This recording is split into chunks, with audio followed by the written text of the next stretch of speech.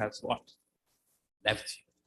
But if we know how he works, that will help us to maintain hope and we stay the course. So I don't like to preempt it, our lesson. Our lesson will be brought to us today by one of our vibrant King, who will moderate our lesson today after teacher's prayer. Let's bow our head. We now invite you, Holy Father, to come and direct our study. We place our moderator into your hand that you fill him with your Holy Spirit. For us, listen, Holy Father, speak to our hearts and minds so that we'll be encouraged. How painful that possible is, how painful our passion is, that we will stay the course, knowing that at the end will be beneficiaries through the promise of eternal life. In Jesus' name we pray.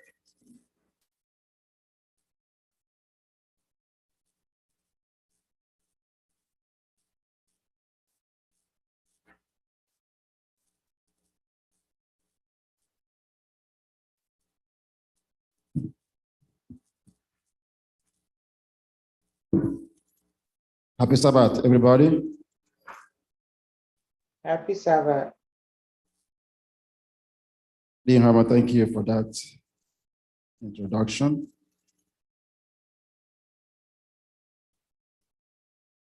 Indestructible hope. Who will tell us the caption of our lesson last Sabbath? The caption of our lesson last Sabbath. What is the caption? Struggling with all energy. Thank you. Most of us have forgotten. I've seen people opening their pamphlet to see this. That is horrible. It's horrible. So struggling with all energy. We all learned last Sabbath what it means to struggle with all our energy. And it's not because we do it by our own self, but with the hope, with the help and strength from God. And that brings us to today's lesson, which is indestructible hope. All of them just go hand by hand. Indestructible hope. The memory text has been read for us. What we're going to see today is the question, why, where, why, and where. God, why? God, where are you? That is our main focus today. Hope. What is hope? And who is the real source of hope? Who is the real source of our hope? Jesus is our hope. Christ, God is our real source of hope. Have any one of us here hope for something bad to happen to him? Yes, to happen to him. Our hopes has been what? On the positive side. But does it really happen that way? No. But should that make us lose hope? No. Rather, it should make us do what? Be strengthened in the power of God. That is what we are going to study today. Now, hope does not disappoint because the love of God has been poured out in our hearts by the Holy Spirit who was given to us. When Christ was living, what was his promise to his people? Yeah, that he will send us what? The Comforter. He will send us the Holy Spirit. Is the Holy Spirit here with us today? Are we experiencing the Holy Spirit? For those who will experience the Holy Spirit. But there are those who doesn't even understand what the Holy Spirit is. But for us here studying these lessons, reading all these things, we know that we have the Holy Spirit who speaks to us, who talks to us, who directs us, and who encourages us in all that we do. This lesson and this quarterly lesson is getting more interesting as we study and go forward and go deeper into all the lessons for this water. Because here is telling us, when in church, as we are here right now, nobody knows what all of us are going through. We are all smiling and happy, right? But in our own little corners, when we leave, we go back again to grieve. We go back again to grieve. So, but when we find ourselves within the crucible, hope does not always seem so easy. It is not easy when we are all by ourselves. But saying it here right now, it's like, oh, very easy. Very easy for us to say. But for it to come to fulfillment in our lives, it doesn't happen that way. And that is when we get depressed. And that is when we get discouraged. And the lesson you are about to study this morning is telling us, hang on, hold on, do not be what? Discouraged. Our God is still our God, and he is still on the throne. There's a story here. P.S. Lewis, who is a children's comic book writer, he says about a lion somebody who wanting to meet this lion. Someone asked if the lion is safe. The person is told that he is not safe, but what? But he is good. How can we understand that this lion is good? We know who lion is, what it can do. But somebody is telling us, yes, he is not safe, but he's what? He is good. You're talking about the Lion of what? Lion of Judah. Is Lion of Judah good? Yes, he is good.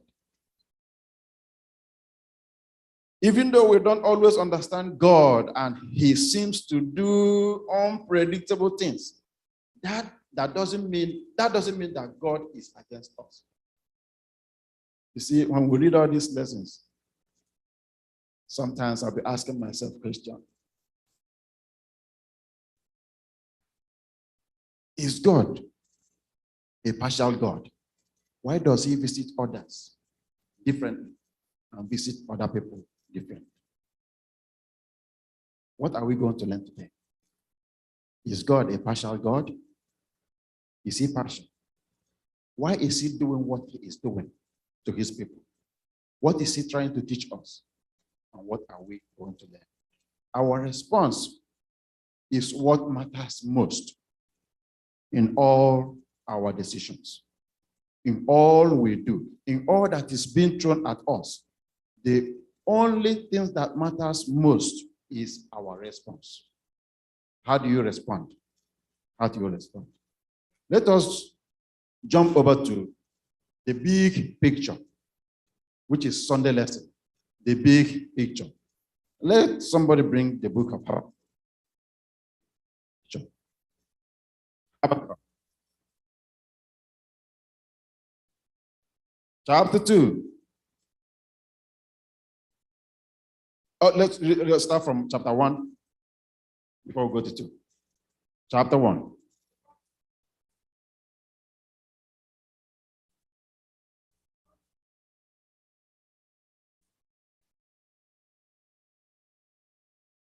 The burden which Habakkuk the prophet did see. O Lord, how long shall I cry, and thou wilt not hear? Even cry out unto thee of violence, and thou wilt not save. Why dost thou show me iniquity, and cause me to behold grievance? For spoiling and violence are before me, and there are that raise up strife and contention. Therefore the law is slack, and judgment doth never go forth. For the wicked doth compass about the righteous. Therefore wrong judgment proceedeth.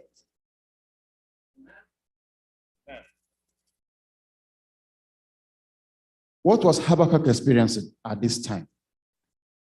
He became a man of God. Frustration. Frustration. What has he seen? He has seen it all. He saw it all. Violence, injustice, everything, name it. Habakkuk witnessed everything. And he became confused. Came a man of God. I am the prophet. I am your son. I work for you. I'm calling upon you. Why have you kept silent? Why have you kept silent? Look at what is happening. People are dying. Violence all over the place. Injustice. What was Habakkuk calling God to do? Habakkuk, what was he calling God to do at this time?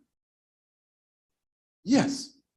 He was asking God, come with your vengeance and do what? And destroy the wicked. Come with your vengeance. But our thought is not the thought of God. Cry after crying, all these cries. What was God's response? He said that you have not seen anything yet. This is just the beginning. That the worst is coming. If it was you, what will you do? What will you do? You are crying about the Assyrians. Wait until you see what the Babylonians will do. His heart must have dropped when he heard that news from God. Is God talking now? But what was coming? Does God have plans for his people? Great plans. That is where the bigger picture comes into play. Now the bigger picture comes now. After all these things, now God comes with his own plan.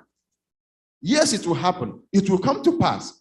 But God is what? God of time. My time is what? Is coming. And I will do what? I will answer. God will answer.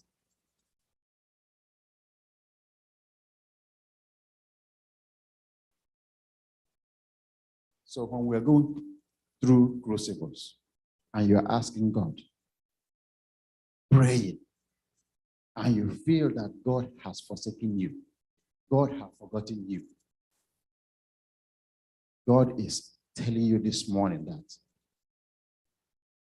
hold on, don't lose hope yet. Keep hanging on. But at his unappointed time, that he will respond. And he responds positively. His response is unimaginable. The promise of redemption, the time is coming for God to redeem his people. That is what the promise that came after all that Habakkuk had witnessed. God came with a solution. Not that everything that was happening to the people of Israel was not a surprise to them, to God. It was not a surprise to God. It did not come to God by surprise, what they were passing through or what was going on. No, it wasn't a surprise. God knew that it would happen because he told them already that this is what's going to happen. It's going to happen. But for how long? For how long? The problem now becomes that God's people, the prophet now is frustrated, seeing the evil that was now surrounding them. He started calling upon God. But he forgot that the exile was not a surprise. It did not take them by surprise. So after that, when God had come, visit the people to answer Habakkuk's questions. Let us go to Habakkuk chapter 2 and see what God promised was. What was the hope now? What is the big picture that you're about to see? 2, 2, and 3.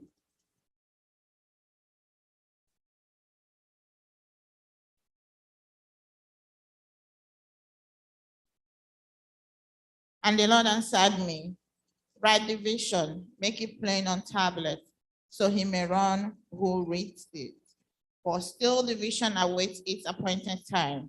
It hastens to the end, it will not lie. If it seems slow, wait for it. It will surely come. It will not delay. Amen. God now come with a answer. He said what? Wait. Wait. It might seem long to you. It might seem long to you. But do what? Wait. Don't lose what? Don't lose hope. Don't lose hope. What are you passing through? What am I passing through? Is it the same that the people of Israel was passing through? Are you still asking the questions of Habakkuk and not getting any answer? Instead of getting answer, the problem becomes worse. Instead of getting a positive answer, instead of getting solutions, instead of receiving answered prayers, instead of those miracles to happen, and it keeps getting worse. At that point, you get to a breaking point. At that point, do you seek God's presence even more? At that time, do you hang on and say, God, I know that you are still my God. I will always what? Be with you. And my trust and hope is what is in you.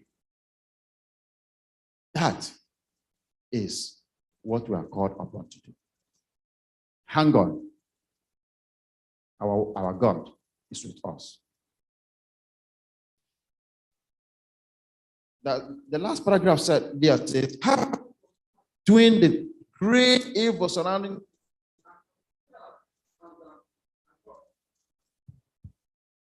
oh, hello?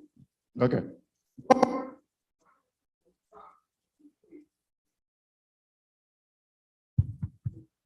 Okay.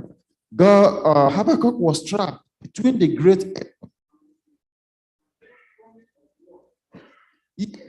This is precisely where we find that evil is around.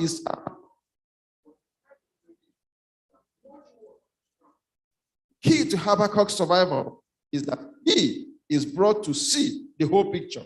Therefore, in chapter 3, he is able to pray an incredible prayer and pray of praise because of what God has revealed to him. Now in chapter 3, he started to what? He started praising God.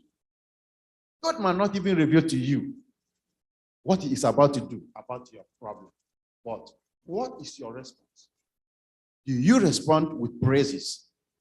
Even you are in suffering, do you respond with praises? That promise has been made. It has not come to pass. But in chapter 3, what did he do?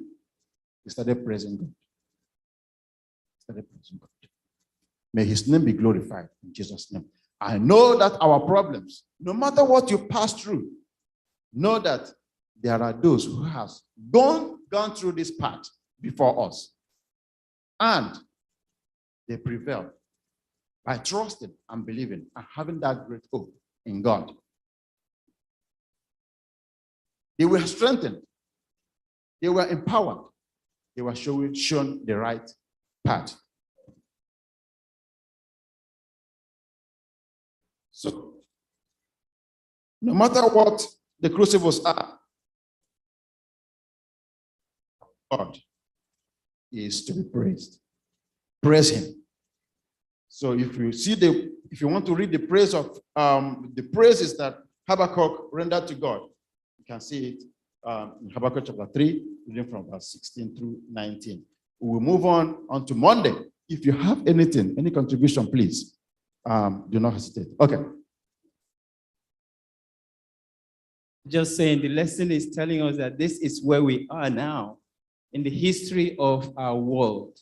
And we are seeing so many things happening all around us. Sometimes you see things on TV and you're wondering, how far is this thing going to go? But the lesson is telling us that it's going to get worse. And as Adventists, we know that it is going to get worse. But how strong And how faithful will it be as these things, you know? Yeah, another thing I want to add is that, you see, in Habakkuk's time, where Habakkuk became, it appears he does not fully understand how God works. Maybe that's why he was so worried. But for us today, we are studying the Bible, we are studying the character of God in order to know the nature of God and how he works. We are in a better position to absorb heat or crucibles, because we now know that God, he cannot rush God. But in the middle of those crucible, God is still working for you. God is still working for you. Maybe he wants to change you before he changes the situation.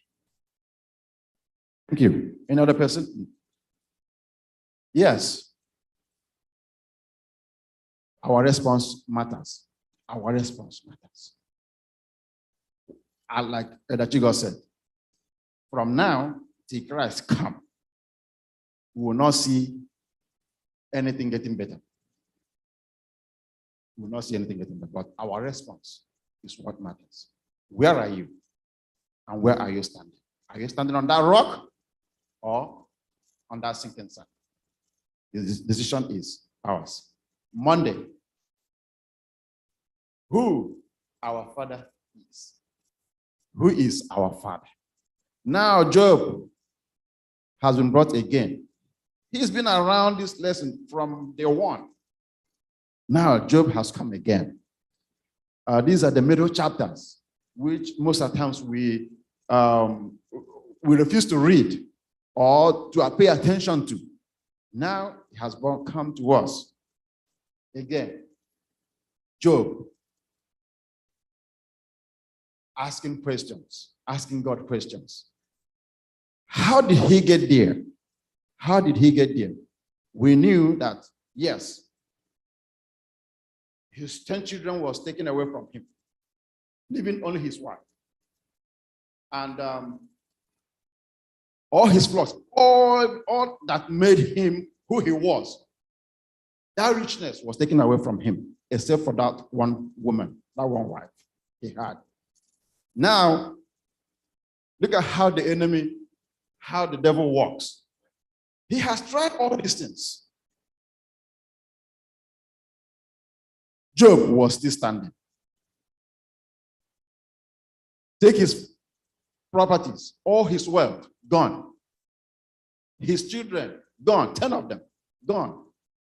Job was still standing. How did he get there? Now, the enemy come again. Tried all. I have thrown all to him. Still, he is still standing. Now he goes through the wife. If I hit him through the wife, he might succumb. He might say something. Now the wife telling Job, why not curse God and do what? And die. Job's response was amazing. He said, don't talk like the foolish woman. Don't talk like the foolish woman. Job rebuked the wife. Never agreed or succumbed to what the wife was bringing to him. The devil was defeated. What again? He has 3 good friends. Let me go through his friends. The 3 friends came. Instead of supporting, they sit down there for how many days? 7 days, not saying anything. The discussion went. Maybe it must be what you have done, all your sins that have put you into this world, into this situation. It's like that one hit Job a little bit.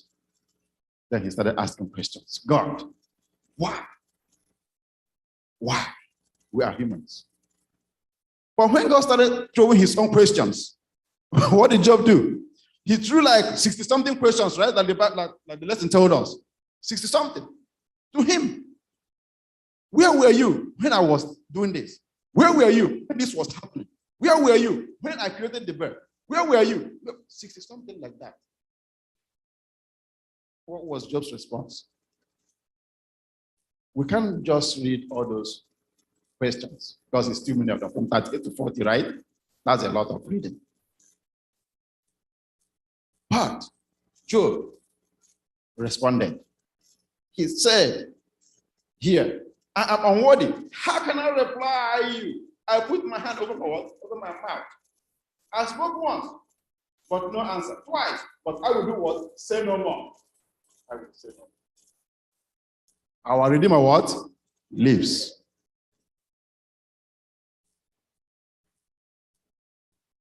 Now Job realized that God is still God. When all these things have been thrown to you, when those around you start to curse you, like Job's wives, your friends come to discourage you, what is your response? What is your response?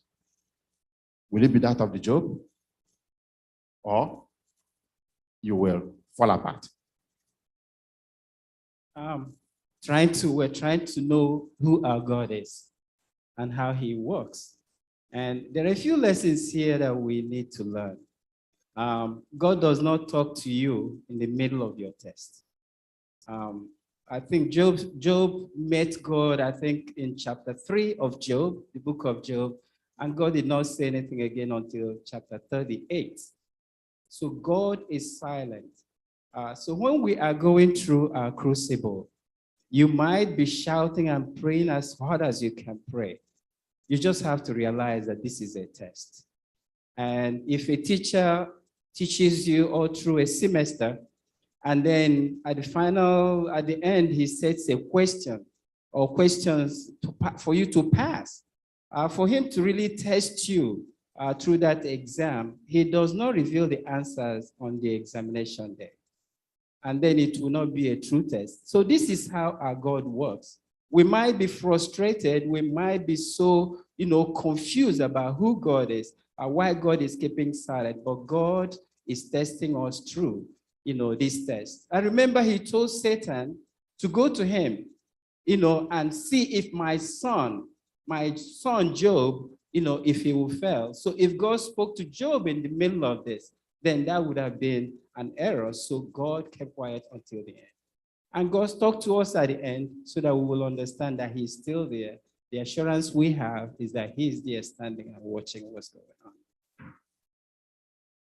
Thank you. Thank you.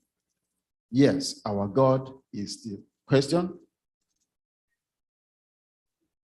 These things I won't say that it's really hard for me to understand it, because discussing it is making me emotional.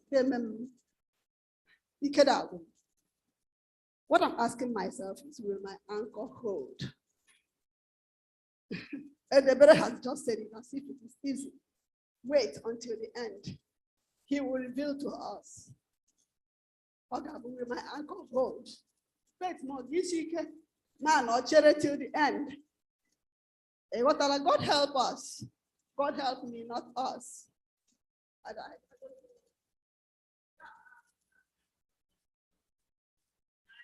You die before the end when God.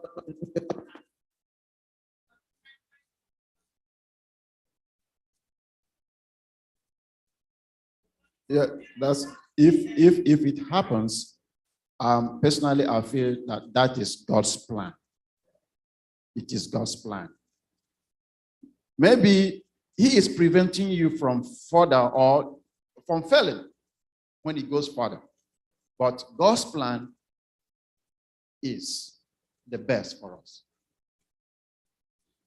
I just wanted to say that we will be judged by the light we have received. When you are in that crucible, you might still make it if you die in the crucible, depending on what you were doing during the crucible. Because, sometimes you see little children die, old people die, young, middle-aged die, we scream. Why? Because in heaven, there will be people who are very young, very old people with gray hair, people who died in the midst of the crucible, who finished and who didn't finish. God's providence is what matters. He's gonna make it okay. You can die in the crucible and still make it to heaven, depending on what you were doing during the crucible. Amen. Our response is what matters in all this. Thank you. Pastor is here.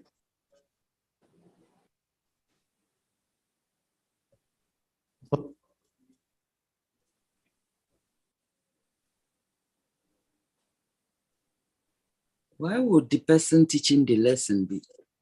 We know that that book was written by Mo. So the book was written by Moses. So probably he himself never knew what really happened. And God never told him at the end, you know what happened?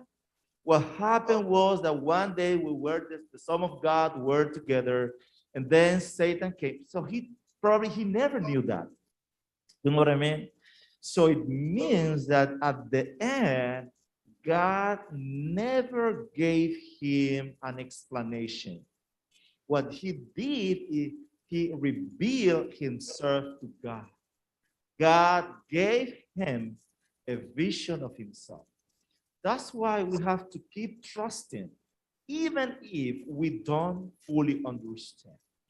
Because there might be times that we may go through the crucible and we might not know what happened. So we might not know the details, but we have to know, what we have to know is that God has always been there with us, supporting us, and we have to learn to trust every day, day by day.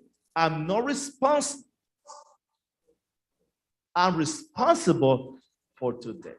That's why my responsibility is to be faithful as the best of my capacity, as the best of my knowledge, day to day. I might not know at the end what happened with me. I may not know what was the conversation, what was the situation, but I only have to know that God is with me. I have to keep faithful. That's it. Amen. Amen. Thank you, Pastor.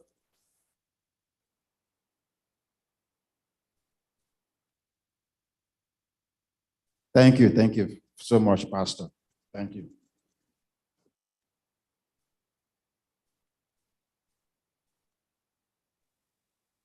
I wanted to say something.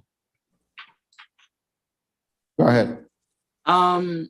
I think it is important for us to remember when we are in a situation that God has promised us that he is going to be with us all the way. That should be something that will comfort us. He said he's going to hold us with his righteous right hand. If you remember that God is very close, he has not drifted away from you. It's comforting for you to go back and hold him tight, even in the midst of your crucible. Because if God is with you, he will see you through. And also remember that when God is in your situation, when God is a part of your crucible, it will always work out something righteous in it, unlike when it is Satan alone that is the problem. God's intervention will always work out righteousness at the end. Amen. Okay. Thank you. Okay, Deacon, can I just add one word? Sure. All right. You see, in the first one, in the Sunday lesson, we looked at the big picture. The big picture, we don't know what is the plan from the beginning to the end, but we saw ourselves in the crucible. And Habakkuk was able to praise God because God began to reveal to him and say, see these people, what we are seeing now, look at what will happen. And after these Babylonians, I will deliver the children of Israel. I will do this. Now he saw God was able to reveal to him what the end plan will look like. Then he began to praise God. In the case of Job, there was nothing like that. But the lesson is just trying to tell us that we should stay steadfast. Do those things that you know as much as possible that they are right, even in your crucible. Leave the rest for God. Like question, this lesson is telling us that God will never answer the question why. When you ask the God, why me? Why these things happen? God will never answer that question.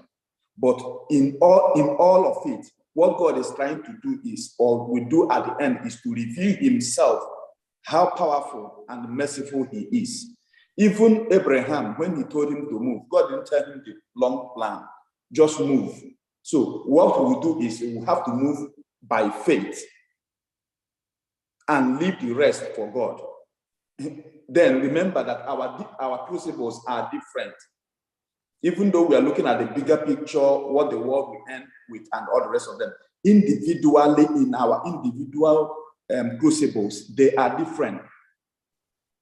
It only requires prayer and steadfastness, holding on to God. Sometimes, like Black Vicky said, when I think about it, my mind drops. Amen. Thank you, brother. I think we are done with Monday lesson. So let's jump over to Tuesday, which is our Father's presence. Our Father's presence. Where is God when all these things happen to us? That is what we should. But the promise has been made to us when Christ left. When Christ was here, he said, they call him Emmanuel, God with us. When he left, or when he was leaving, he promised us what? Another comforter. Which means that God is ever present with what? With us. With us. We are not alone. We are never alone. Now, it's still the people of Israel, the Judah, Israel, who are still what? In captivity. What is Isaiah telling? What is God telling Isaiah that he will do to these people? In Isaiah chapter verse 41 and 13, it says, "For I am the Lord your God, who takes hold of your right hand. Do not fear. I will help you." In everything you are going through, God said, do not fear. God is holding you by your right hand. Let somebody get Psalm 69, verses 1 through 3.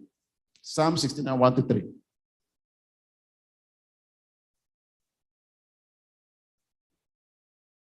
Yes, 1, 3.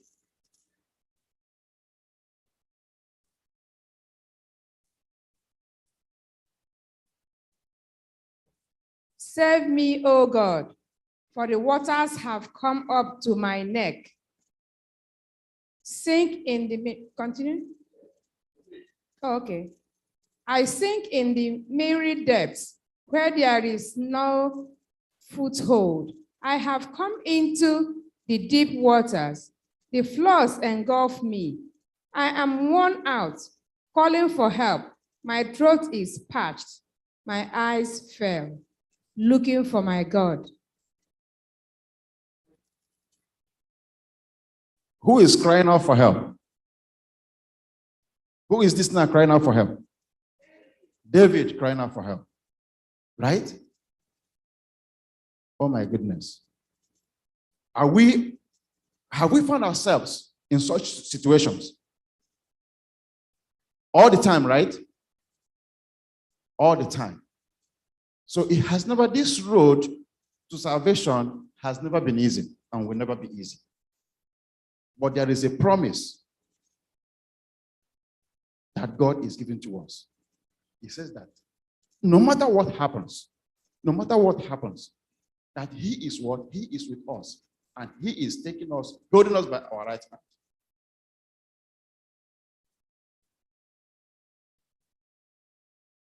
Here it says, someone said, when God seems far away, who is the one who has moved?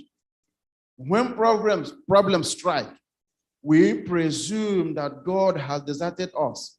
The truth is that he hasn't gone anywhere.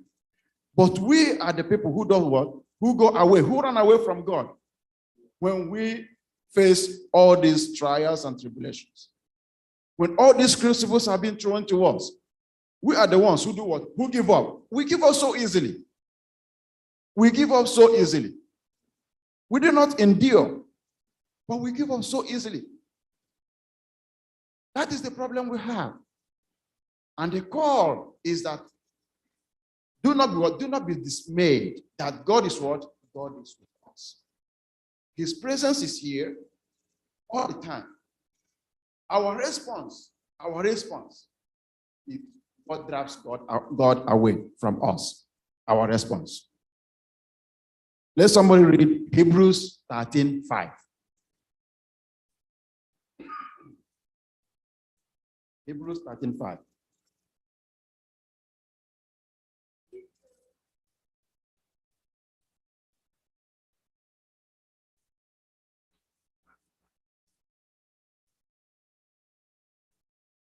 Keep your lives from the love of money and be content with what you have, because God has said, never will I leave you, never will I forsake you. He said, never will I do what? Leave you, nor forsake you. That is a great promise from our God. Isaiah 41:8-14 says, you identify for waiting eagerly for future deliverance. How does this promise help us wait for our exile on earth to end? Isaiah 41. Can somebody get it? Isaiah 41:8-11.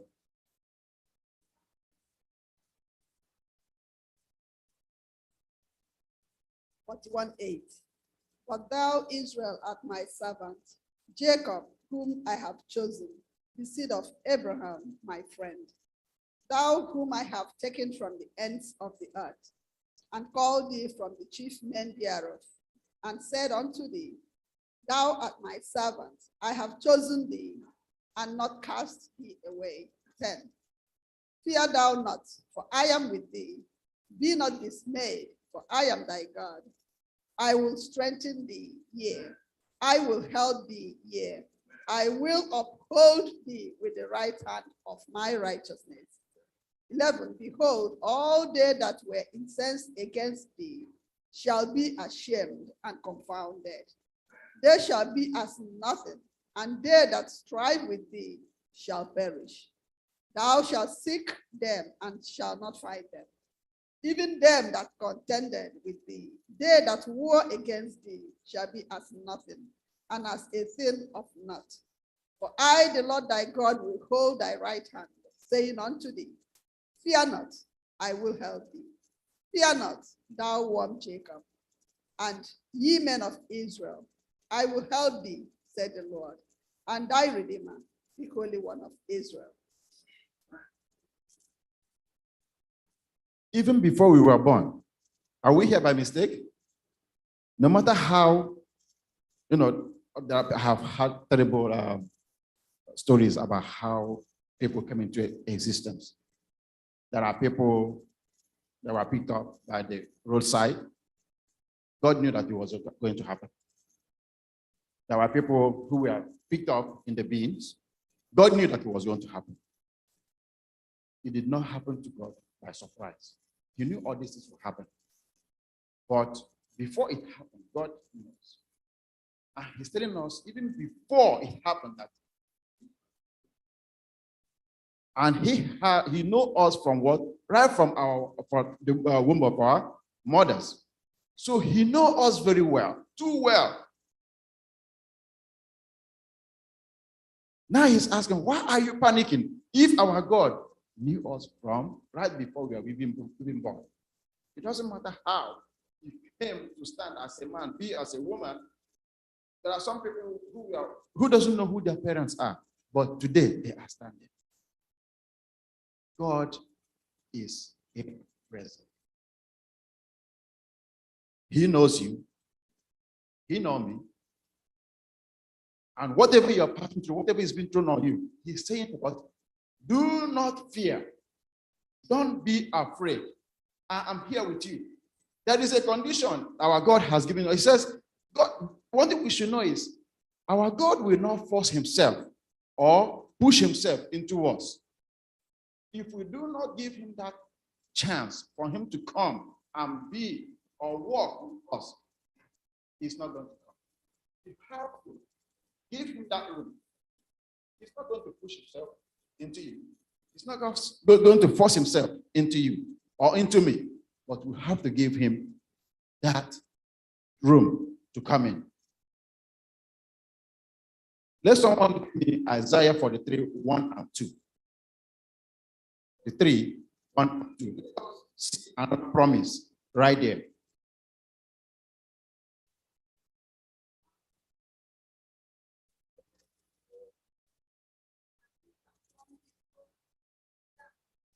For I have redeemed thee. I have called thee by thy name, thou art mine. Amen. You see, now he's talking to who? Israel. Oh, Jacob. Even before you were formed, I know what? I know you. You know? He said that he will do what? He will come. He will help in times of trouble. And he is calling us today by our names. Everyone, as you are studying this lesson, God is calling you by your name, telling you that he is here. He is with you. It doesn't matter how rough it is with you. God is with you. Our God, Emmanuel, is with us. Let's get me 33 verse 27.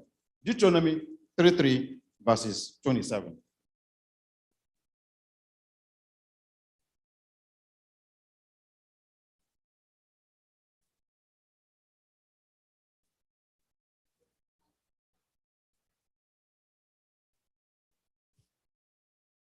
The eternal God is thy refuge, and underneath are the everlasting arms.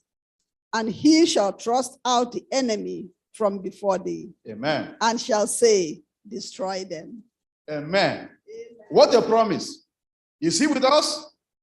If he's not with us, he won't be giving us all these promises. If he's not with us, he will not be giving us all these promises. These are strong promises that whoever believes, if we can hold on to all these promises, it shall be well with us. It shall be well with us. Now, let us read 2 Chronicles 15 verses 2. 2 Chronicles 15 verses 2. What is it saying there?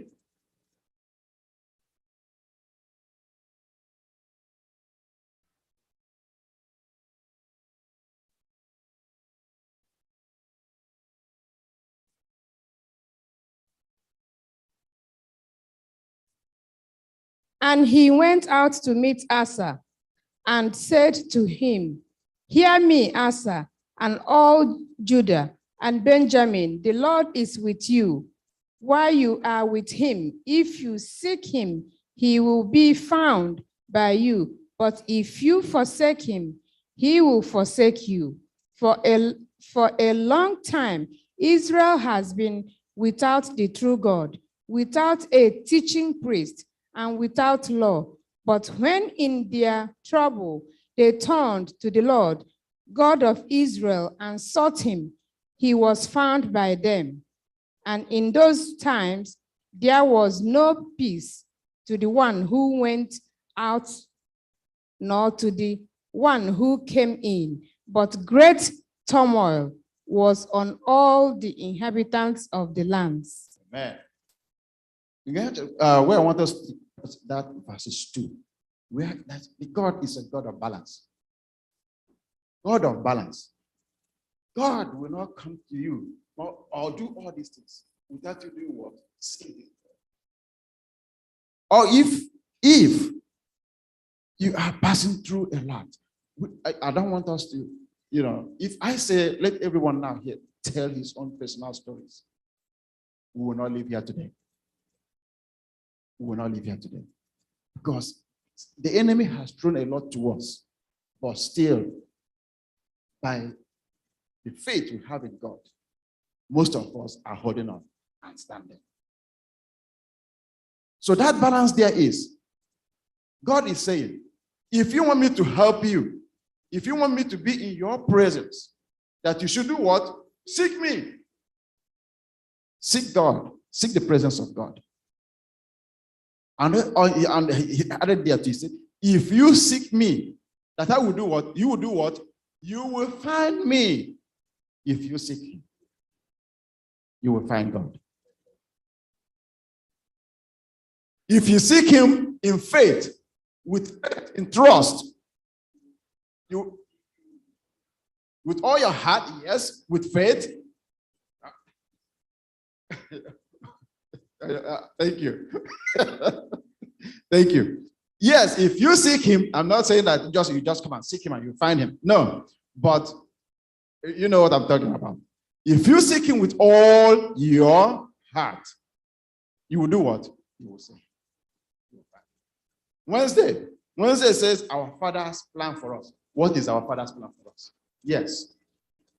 Plan of what? Plan of deliverance. Our God's plan is plan of good. Not of what? Not of evil. That is God's plan for us. Yes. That is what God is planning for us. That is, if you do what? If you let him, like our elder said, all your heart. That plan is for us. It's for everybody. So that plan was fulfilled to Judah after what? After how many years of captivity? So after 70 years, they have gone through all these struggles, all these things. But still, God's prophecy, God's promise was what? Was fulfilled after 70 years. Even at a time, he told them what? Stay there, multiply, marry, do this, do that, make yourself comfortable. But at that point in time, you will do what? You will come back. You will come back. That is God's plan. What a great God we serve. May him be praised in Jesus' name. Let us finish it up.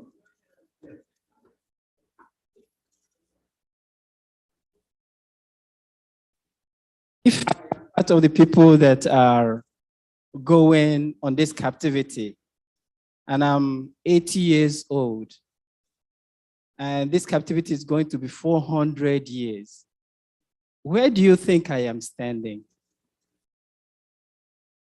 Is this prophecy really for me? Am I going to come back? The prophecy at the time, that prophecy was for God's people, for Israel. It didn't have to be on an individual basis. I think the essence of this lesson is that we read them and personalize it. The prophecy of 400 years or 70 years, because the people who left Judah or Samaria, all of them died. All right. So the prophecy was for God's people. But when we are reading this, when we are studying these lessons, we personalize them. The Israel at the time, I will do this to your enemy, I will do this to your enemy, I will do this to you. We still have these people today who are our enemies. God is not going to kill everybody. Our enemies, like we have said before, anybody that doesn't want your peace, our circumstances, our trials and tribulations don't want our peace and happiness. These are our enemies. These are our obstacles, which God will remove. So we're not looking at Israel, what God said to the people of Israel at the time. Sometimes when we study these lessons, we feel that crucible, we are driving on a turnpike and we see crucible exit. When we go to a crucible are everywhere at any time. And we will not know them. It's easy to say forgive. Forgiveness is ideal. But until you have something to forgive, you know what C.S. Lewis is talking about. Thank you. Yes. This that prophecy, not like the people of Israel. Not all of them reached the promise, but that promise was still there. It was still there, and they still made it over there. Our father's discipline. Our father.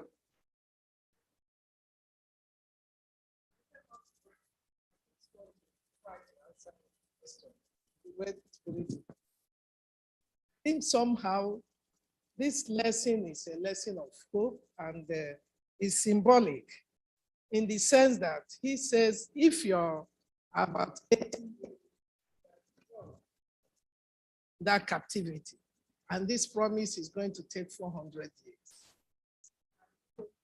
Officially, that's your answer. I think yes. Yes. I look at it in a way that message is a message of hope, even if you're 100 years. God does not want them to lose courage because they are believers, they are children of God. And remember, the essence of we on earth here, it's not all that our existence on earth. We are all here temporary. At the end of the day, we have eternity where there will be no suffering, no death, nor these troubles we are facing do not exist there. So I believe if they believe in that prophecy, even if you are 100 years as a captive and you believe in that prophecy, all he's going to do is he's going to give you hope to trust in God. And even when you die, you know that you will belong, you will be where your people are, the children of God. That's eternity. Thank you. Amen. Thank you. So just a quick look into Thursday, which is the last one, our father's discipline. Here is telling us that a father or parent disciplines or chastens the child. And the same thing now is being told to us that God, when he see all these things happening, some of them comes through him and some doesn't come through him, but he allows it to happen anyway. So he lets this happen to teach us what? Lesson. To encourage us, to build us up, to strengthen our faith. So when all these things are happening to us, is to do what? To refine us, to fine-tune us in the towards the right direction. So that is why the writer here brings in again Hebrews chapter 11. Now, instead of dealing with chapter 11, he jumps to chapter 12, giving us the recap of our heroes in chapter 11, what all they went through, and at the end, in chapter 12, he says what? That, yes, let us learn from what? From all the heroes in chapter 11. If they overcame, we can overcome too. If they overcame, we can overcome. So that is the promise here. So through these verses, we're not going to read them. Now concentrate on verses 5 through 13. Answer these questions. What is the source of discipline? What is the source of discipline? God allows all these crucibles to come to us, to do what? To fine-tune us, to strengthen us, and to remold us. What is our response? Our response should be, Father, have thine own way, Lord, have thine own way. Thou art the potter, I am the clay. Mold me and build me after the will, while I am waiting stand still. That should be our response. May God be with us in Jesus' name. Amen.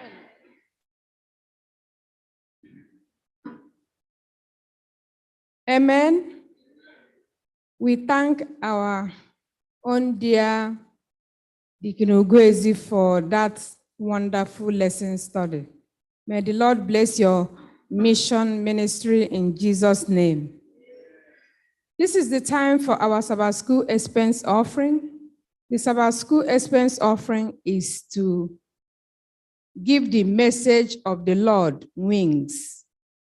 The places where you cannot go, your dollar that you put on this plate will stand for you wherever, whatever it is being used for. So as you give, may the Lord bless you abundantly in Jesus' name. At the very thought of Jesus, his presence can be felt. He's as close as the mention of his name. There is never any distance between my God and I. He's as close as the mention of his name. He's as close as the mention of his name. Jesus, Jesus, he's as close as the mention of his name. Jesus, Jesus. In the very thought of Jesus, his presence can be felt. He's as close as the mention of his name. There is never any distance between my God and I. He's as close as the mention of his name. He's as close as the mention of his name. Jesus, Jesus, he's as close as the mention of his name. Jesus, Jesus. Beautiful, beautiful. May the Lord bless us as we worship in Jesus' name. Amen. Amen. For participating in this beautiful lesson, Indestructible Hope. What is the hope that you have today? What did you go through within the week? Where is your anchor? Is your hope destructible? A portion of our lesson, which I love so much, says, do not give up. Amen. Never give up. Mhm. It was mentioned 3 times. Don't give up 3 times. Within this week, I don't know whether you gave up or your hope, what you were expecting. God did something for you within this week based on the hope that you had. Today we have come to worship and we've learned this wonderful lesson. My prayer is that our hope will increase and that burning desire we have will lead us as we move into the coming week so that the insurmountables, based on our hope, the Lord will see us through in them. Do not give up. May the Lord bless us in Jesus' name.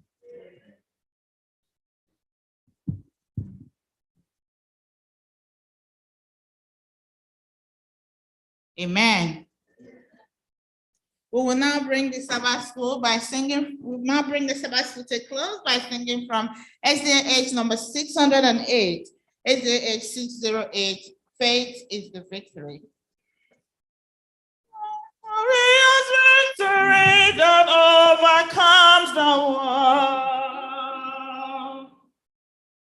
Encamped along the hills of life, ye Christian soldiers rise.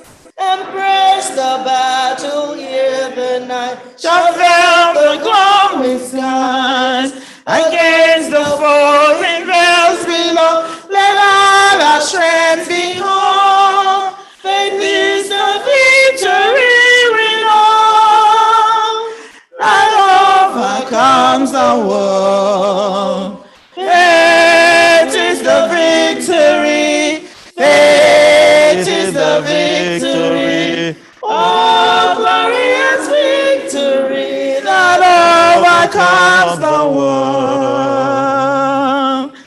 On every hand of hope we find the hope in dread away. Let chance of ease be left behind and onward to the fray. Salvation's helmet on his head with fruit of God above.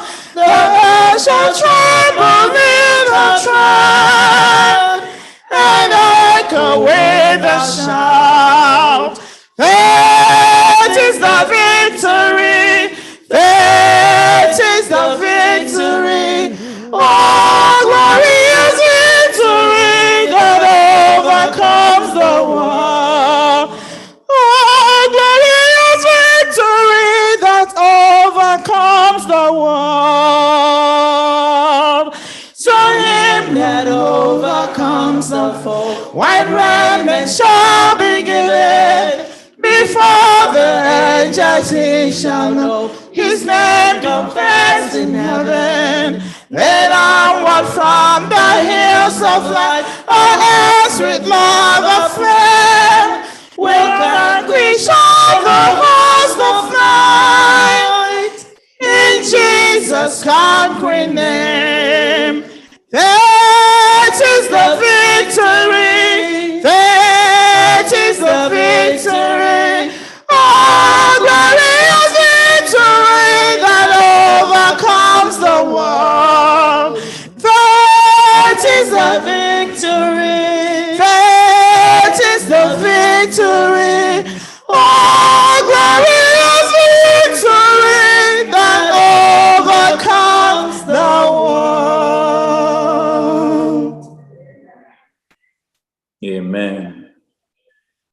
Our Father and our God, we thank you. We bless you because of who you are. Thank you for teaching us again today. Thank you for giving us this opportunity to learn at your feet. Father, we do not have much faith. We surrender to you and ask that you increase our faith. While the troubles and crucibles of life last, Father, give us the strength to overcome. Strengthen our faith so that it will become the victory that will overcome this world. We have our different crucibles. You have promised us today, or taught us today, that you are with us in every crucible of life. Father, may we always hold our anchor in the fact and the promise that you have made, that you will deliver us. Thank you, Heavenly Father. We bless you, we adore you. Even as we go to the next segment of our worship, Father, we pray that your presence will continually abide with us. Blessed be your holy name for answered prayers. Be thou exalted, be thou glorified. For we pray in Jesus' name with thanksgiving. Amen. Amen. Amen. Thank you so much for joining us today from the Sabbath School Department. We appreciate you. Those who came in the church this morning, we pray that the Lord be with you. Those who joined us online, on YouTube, Facebook, for everywhere you have joined us, we pray that the Lord will continue to be with you and your families in Jesus' name.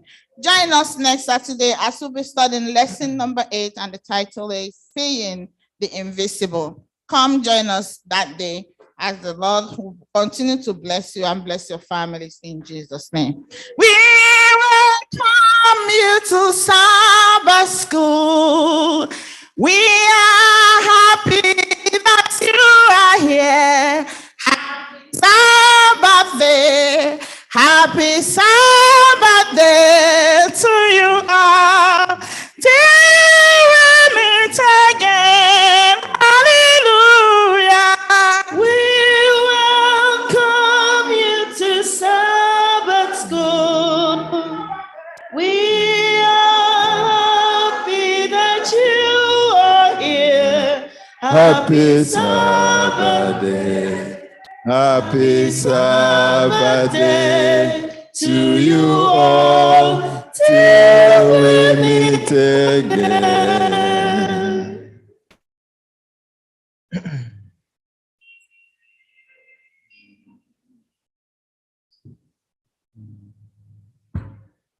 Happy Sabbath, everyone. Happy Sabbath, everyone. Happy Sabbath. And thank God that the Sabbath school, we thank the Kinugwezi who led out in the Sabbath school, wonderful Sabbath school lesson, and to all our guests who are here all the way from UK, right? And please, let's recognize the family all the way. Maxwell, he's not there. Okay, please go ahead. Let's welcome our guests all the way from UK. Go ahead. Let's hear the name.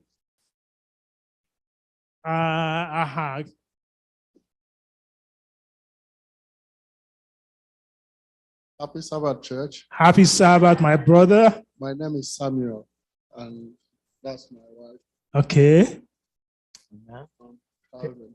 Amen. Amen. Yes, and you're coming from. Coming from UK, London. Amen. Amen. Amen. Let us. Yes, Brother Maxwell, you were out. You should have let us know about your guests very much. Yes. Okay, they have the mic there. Tell us more. This is my brother, best man. Yes, and the family. They came to visit. Yes. And she too is not far from our brothers here. She is Louis Wampa's sister. Amen. Yes. Amen. Amen. So, yes. The family is here. Amen. Your mother. Amen. So please feel at home. Kinambolo. Jesus. And I see my brother at the back there. Yes, give him the mic right there. I know he's one of us too. Happy Sabbath, church. Happy Sabbath. Visiting from California. Please say that you did not put the mic. I didn't hear you very well. My name is Okezuke. I'm visiting from California. Did you say Okezuke? Yes. Aha. Yes, yes, Michelle, come on. Yes. Yes. I wanted to hear my name. Yeah, I have a family here. My brother is in Dukebu. I'm so pleased to be worshiping today with you guys this morning. It's my first time coming to Igbo Church and having the FirstIgbo Church. So I'm happy with all I'm seeing right here. Amen. Amen. From coast to coast, eh? Yes, for all the way, see all the way from California to this place, eh? Looking for kids, eh? But no. Well, that's your brother's son. You see, Mama has said it very well, eh? So you can see that everyone of us, did I leave out any other person? Did I leave out any other one? I did not leave out. They might know you. I did not leave you out.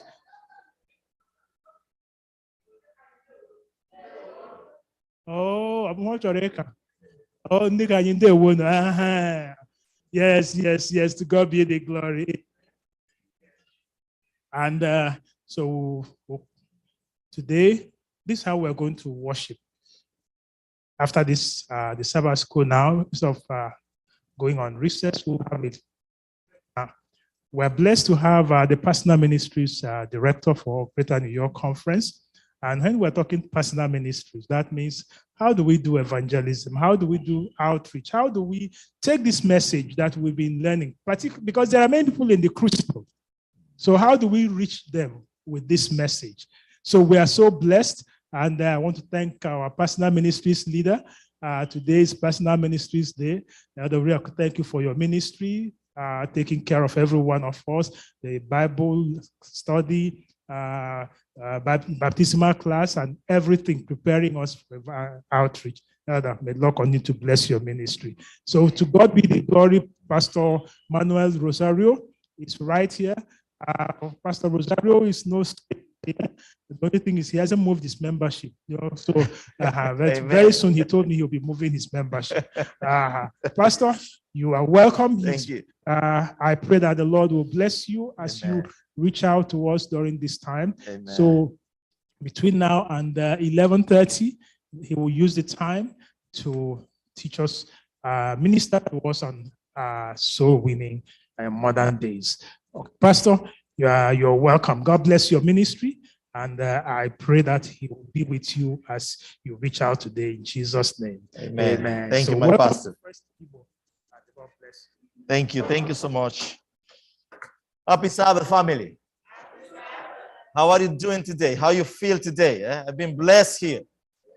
Thank you. Thank you for the lesson. Thank you for the program. Did you enjoy the Sabbath school? I did. So thank you so much. I want to thank Pastor Rondu, who is my friend, and also to Brother Nandi Oriaku for the invitation to be here today. Let me tell you something. So we have 17 minutes. So what I will do is this. I will make, so this presentation will be available to you, okay? If you want to have it, if you want to get it, if you want to check it at home. But what I will do is that I will speed a little bit to make 2 or 3 of the points that we were planning to have. I would love for you to have the presentation. So let's check. I don't know. Okay. So if you're good to go, and I think that I just don't need it. It was 2 weeks ago that I had COVID, and I tested positive 4 times, more than 2 weeks. So now I'm very careful. How do I manage myself? Let's pray. Thank you, Father, for the blessings that we have today. Bless us in these minutes that we'll be sharing your word, and help us understand what you have for us. I pray for a special blessing for Pastor Rondu and the elders and the personal ministry team, the Sabbath school, and each leader that is here today or that is online in this time, in Jesus' name, amen. So I want to talk briefly about what I call a united for mission. I don't want to talk much about method. I want to talk about the essence of whatever we do in the church. Because if we don't, okay, I'm trying to move it, but this, okay, thank you. Okay, look, I have to go, okay. Okay. So I had for you what I call 3 key concepts.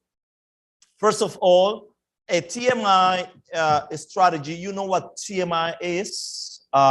Too much information, Nana. No, it is total member involvement. In the context, in the context of the church is total member involvement. So it means everybody doing something for the Lord according to the gifts that the Lord has given to you. And number 2, I wanted to speak what I believe that is the essence of mission, which is unity. So you can decide whatever strategy that you want. But if the church is fighting, if the church is not united in Christ, that's not going to work. But if we come together,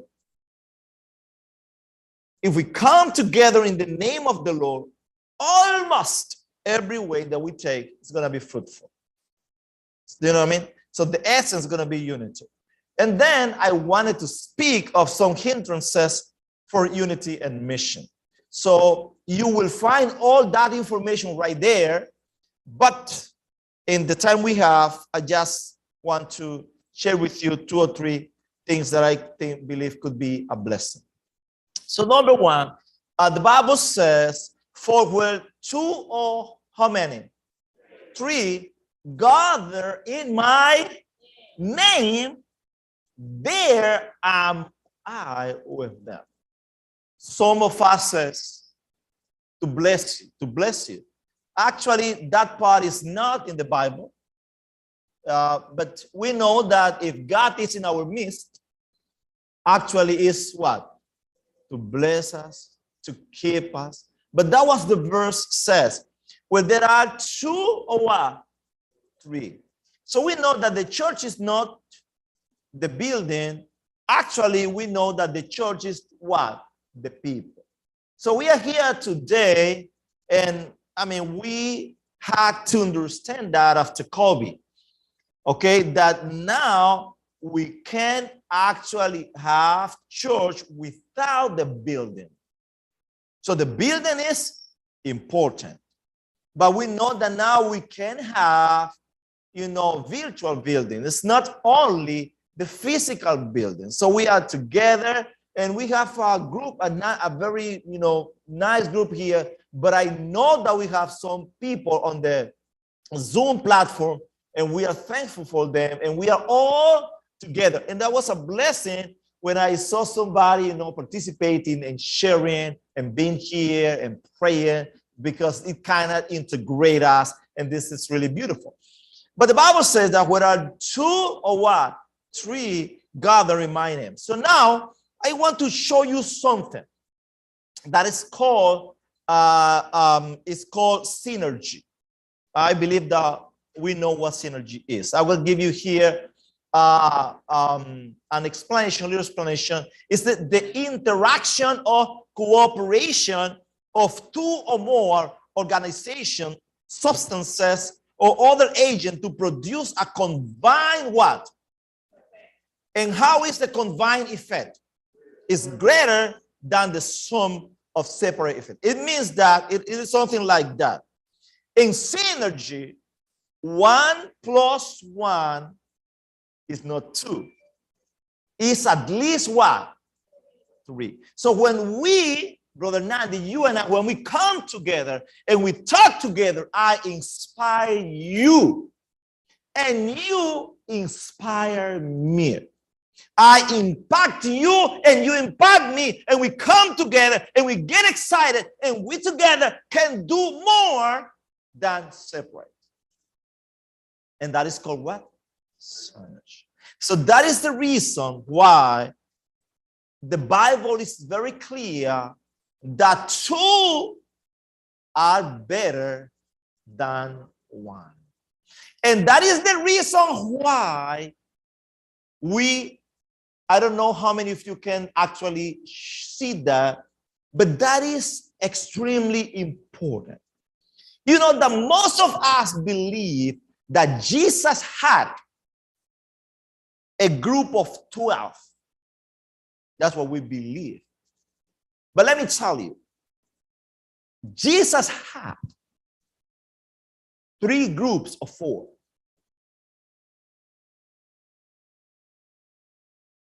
Three groups of 4. And those 3 groups of 4 form, okay, the core team of the church, the universal church that becomes us today. So how do we know that? Okay. In the Bible, you will find the list of the apostles complete, the whole list in 4 places. What is the first place? Matthew 10. And the second place is Mark 3. And the third is Luke, and then is the book of Acts. If you go there, you will see, you'll find each one of the lists of the apostles. So what happened is, as a matter of fact, my family is not here because they are in Dominican Republic. So we're from the Dominican Republic. We were on vacation. I had to come first with my son, Carlos. My wife is Jasmine, myself. So we've been married for 22 years, thank God. And so we have 2 sons, a son and a daughter. My son is 20, it's going to be 21. It's at Washington Adventist University. He came with me. My daughter and my wife is there. They will come at the end of the of the month. So just you can know a little bit about myself. So, in the book of Matthew, so what is the difference? Okay, I want you to go and check, and I will give you 2 chances. So you tell me what difference or what similarities you see in those 4 lists of names. What similarities, what difference, what similarities, what's different, whatever it comes to your mind. There is no right or wrong here. Some of them, I mean, in each groups are all of the names, but not in the exactly same order. Of course, you know that some of the disciples had, asked us. So, my name is Manuel Antonio Rosario Sanchez. That's my name. So I have a name, a middle name, and 2 last names. But in one place, I could be Manuel Rosario. In another place, Manuel Antonio Rosario Sanchez. In another place, Manuel. Do you know what I mean? It happens to all of us, right? Or to most of us, okay? But what I need you to know is that, let me see if we can, okay. The first name is the same, right? Okay. The second name is is the same person, but we know the Andrew. So we have Andrew here, but then we have Andrew here. Do you know what I mean? 1 second. Okay, so the order is not the same. Order change. We have Jane. Okay, the order changes, right? But then we have John.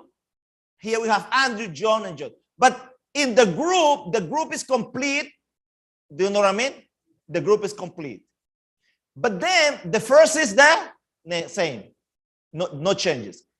But now here, the 1, 2, 3, 4, number 5 is the same, right? But here we have Bartholomew. We have Bartholomew. Here you have Thomas. Thomas, Matthew,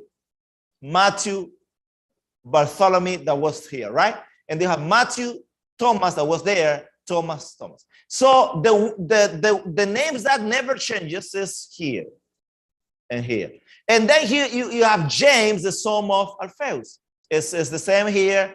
You have Thaddeus, and then you have Simon, but you have Simon here, you get that?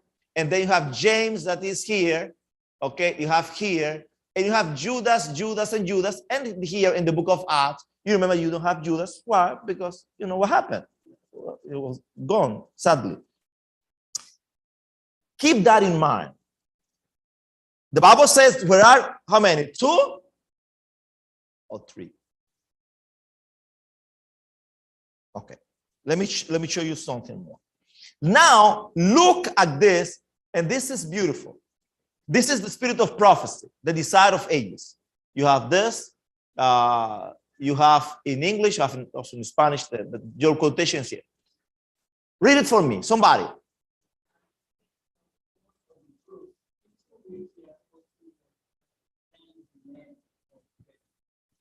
Let's read it again.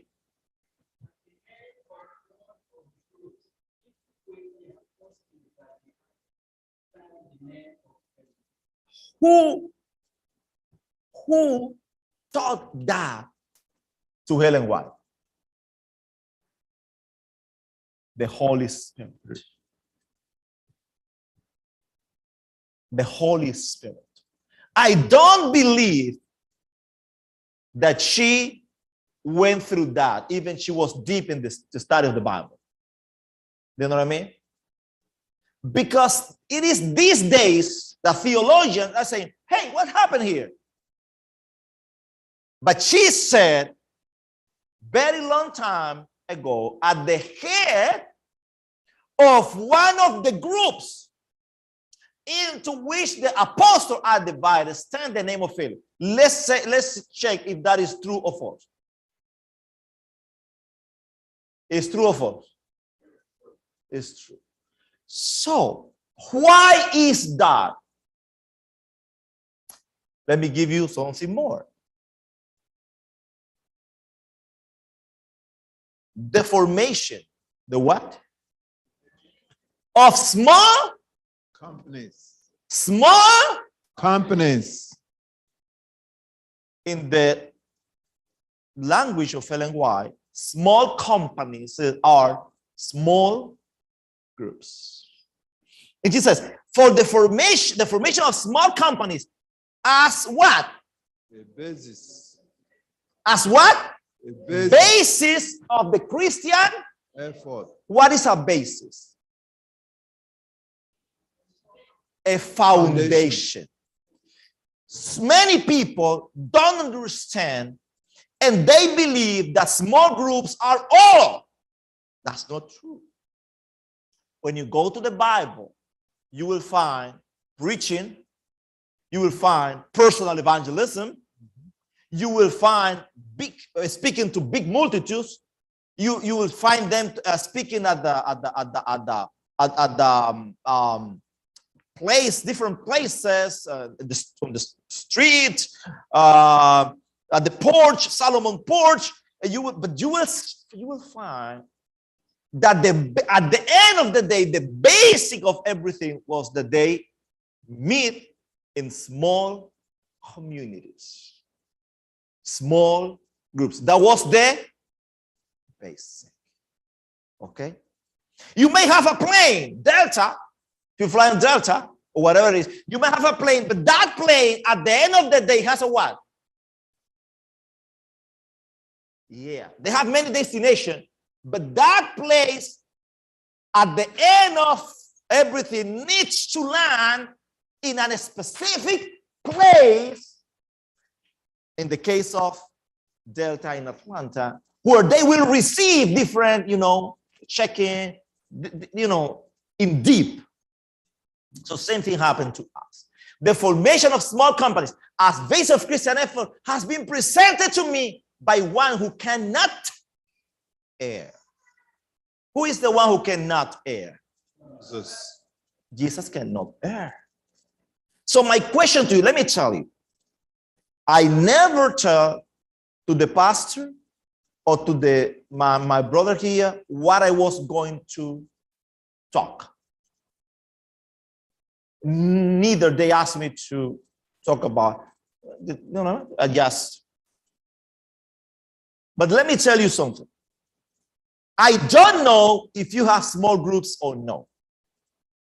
I don't know. The only thing that I know is that since the very beginning, Jesus, by example, by precept and example, and also the apostle taught us what is the best way to fulfill the ministry. And it's not in big multitudes, it's small companies where 2 and 3 come together in the name of Jesus and invite their friends, their workers, and their family members. What is the problem? That this age doesn't like small communities. Everybody likes large communities. You know what I mean? If you go to the internet, if you go to social media and you have 2 or 3 likes, no, you don't like that. You want thousands of likes. But what happened is that today, the one who has thousands of likes is the devil, not the word of God. Do you know what I mean? If you put something that indecent, or if you put something immoral out there, you will get thousands of likes. If you bring the word of God, you don't have likes. But the importance is that God didn't send us to pursue likes. We were sent to be faithful and to bring a message to the world in the best, bless you. And the best way are small communities. The family is a small community, God.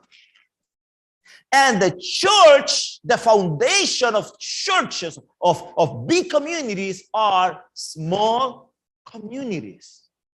Small groups, 2 or 3. So what happened is that if I open a small group and come 2 or 3, I feel discouraged. I feel like that's nothing. But Jesus, the Savior, organized his church in 3 groups of 4. Did you get that? 3 groups of what? 4. And at the beginning, let me tell you, I don't have the time now. As a matter of fact, I'm done. I'm sorry, but this is the time. So, but you have the presentation because this is half of point 1. But this is the time. But let me tell you something. Some of us believe that Jesus all the time had 12 disciples. Not true. There were a group of disciples that stood with Jesus about a year or in some months. If you follow how Jesus, when Jesus called the disciple, you will check the at least first year, there is a group of them that were back and forth, back and forth, back and forth. And if you follow how Jesus organized those groups, you will find 1, 2, 3, 4, 5. And out of 12 disciples, you have about 6 or 7 of them that were more time with Jesus. But I mean, but the point that I'm making is that he didn't have this group of 12 just from one shot. So it was built, you know what I mean? And it was a time when they went back to fish. So the group of Jesus actually get disbanded. So what he did, he went back and what? And get them back. So that's what we have to do. We have another blessing today, and that blessing is technology. Today, you can study the Bible with your family members that are in Nigeria, or that are here, or that are in UK, or that are, you can do that through technology. You only have to have like WhatsApp.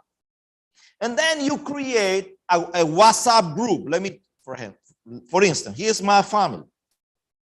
And I have a family, okay, this is my family.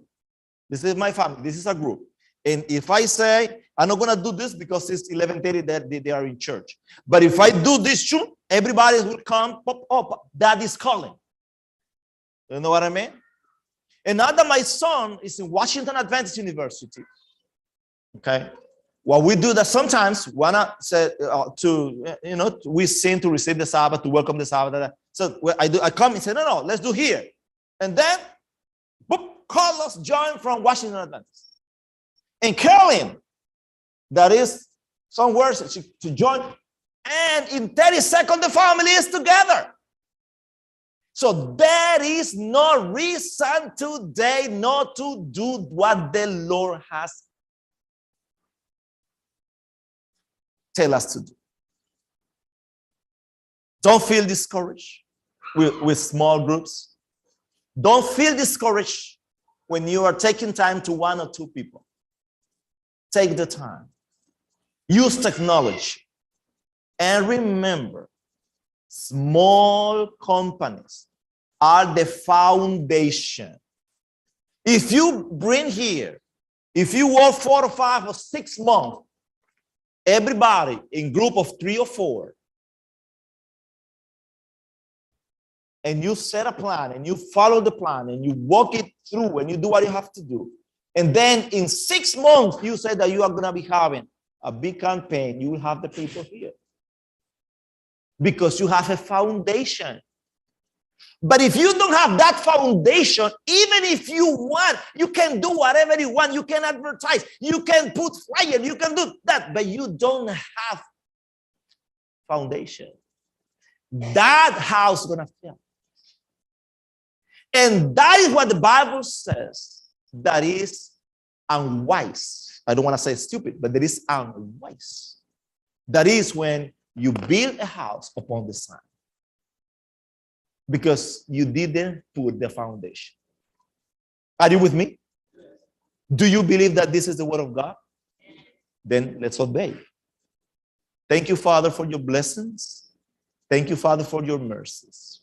And thank you for this little time to share this concept with my brothers and sisters. In Jesus' name. And God bless you all. Amen.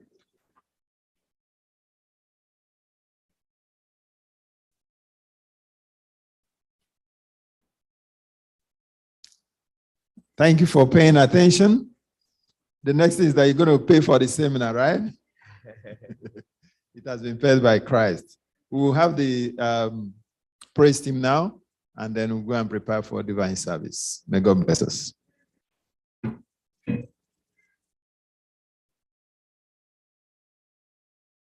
I serve a reason Savior is in the world today. I know that he is sleeping, whatever men may say. I see his hands of mercy, I hear his voice of cheer, and just the time I need him is always near. He lives, Christ Jesus lives today. He walks with me and talks with me along life's narrow way. He lives, salvation to impart. You ask me how I know he lives. He lives within my heart. Rejoice, rejoice, O Christian, lift up your voice and sing. Eternal hallelujah to Jesus Christ the King, the hope of all who seek him, the help of all who find. None other is so loving, so good and kind. He lives, Christ Jesus lives today. He walks with me and talks with me along life's narrow way. He lives, salvation to impart. You ask me how I know he lives. He lives within my heart. Happy Sabbath, everybody. Please, if we're going to get out of the church, please let's leave quietly. We're still in service. SDA H1. Praise to the Lord, the Almighty, the King of creation.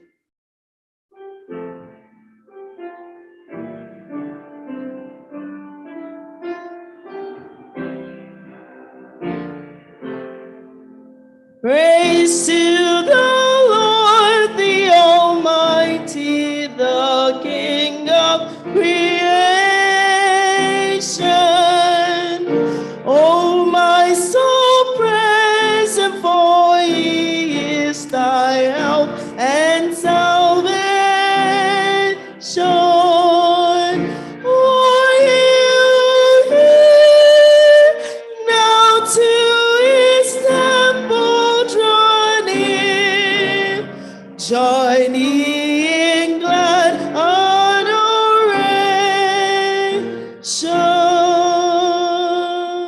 Last stanza.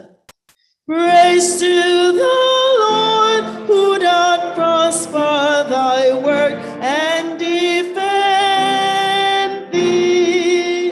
Shielding his goodness and mercy, here daily attend thee. Wonder anew what the Almighty can do, if with his love he befriend thee. Only two people were singing. I could only hear two people singing. It's a praise time. So we all should be singing. You should have your hymnals open. If you don't have your hymnals, we don't have our hymnals. How many people have their hymnals with them? We should have them on our phones. If we don't have the physical hymnals, we should have them on our phones. Or you carry them in your head. Or that we can sing. We have to sing. SDA 4. Praise my soul, the King of heaven. Praise my soul, the King of heaven. Praise my soul, the King of heaven. To his feet thy tributes bring. Ransomed, healed, restored, forgiven. Who like these precious should sing? Praise him, hallelujah. Praise the everlasting King. Praise him for his grace and favor to our fathers in distress. Praise him still the same forever, slow to chide and swift to bless. Praise him, hallelujah, glorious in his faithfulness. Last stanza. Angels help us to adore him. Ye behold him face to face. Sun and moon bow down before him. Dwell us all in time and space. Praise him, hallelujah. Praise with us the God of grace. Amen. 7. Hmm? 27. Rejoice, ye pure in heart. Rejoice, give thanks and sing. Rejoice, ye pure in heart. Rejoice, give thanks and sing. Your festal banner wave on high the cross of Christ your King. Rejoice, rejoice, rejoice, rejoice, rejoice, give thanks and sing. Rejoice. Third stanza. With all the angel choirs, with all the saints of earth, pour out the strength of joy and bliss true rapture, no blessed man. Rejoice, rejoice, rejoice, rejoice, rejoice, give thanks and sing. Rejoice. Last stanza.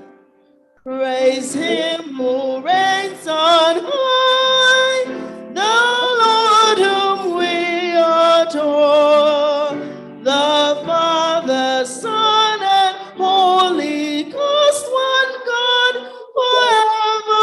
forevermore. Rejoice, rejoice, rejoice, rejoice, rejoice, give thanks and sing.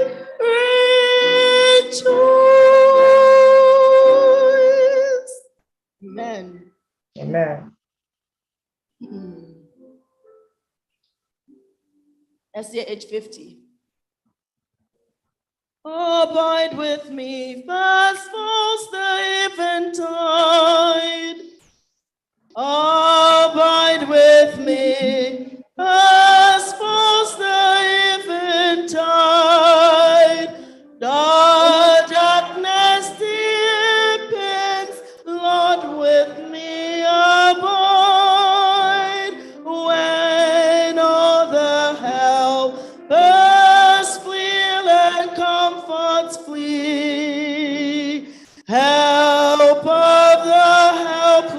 soul abide with me.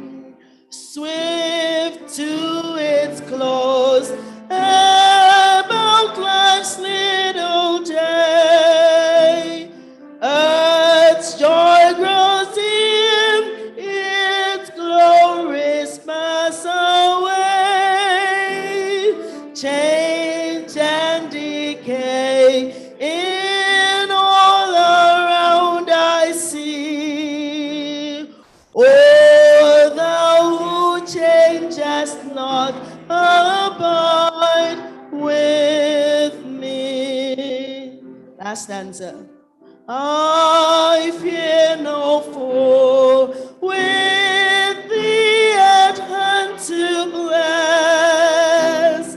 Ills have no weight, and tears no bitterness.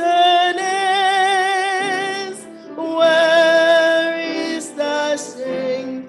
Where great thy victory? I triumph still if thou abide with me. Amen. 73. Holy, holy, holy. Holy, holy, holy, Lord God Almighty. Early in the morning, our song shall rise to thee. Holy, holy, holy, merciful and mighty, God in three persons, blessed Trinity. Third, holy, holy, holy, though the darkness hide thee, though the eyes of sinful men thy glory may not see. Only thou art holy, there is none beside thee. Perfect in power, in love and purity. Holy, holy, holy, Lord God Almighty. All thy works shall praise thy name in earth and sky and sea. Holy, holy, holy, merciful and mighty, God in three persons, blessed Trinity. Amen. Page 82. Before Jehovah's awful throne, before Jehovah's awful throne, ye nations bow in sacred joy. Know that the Lord is God alone.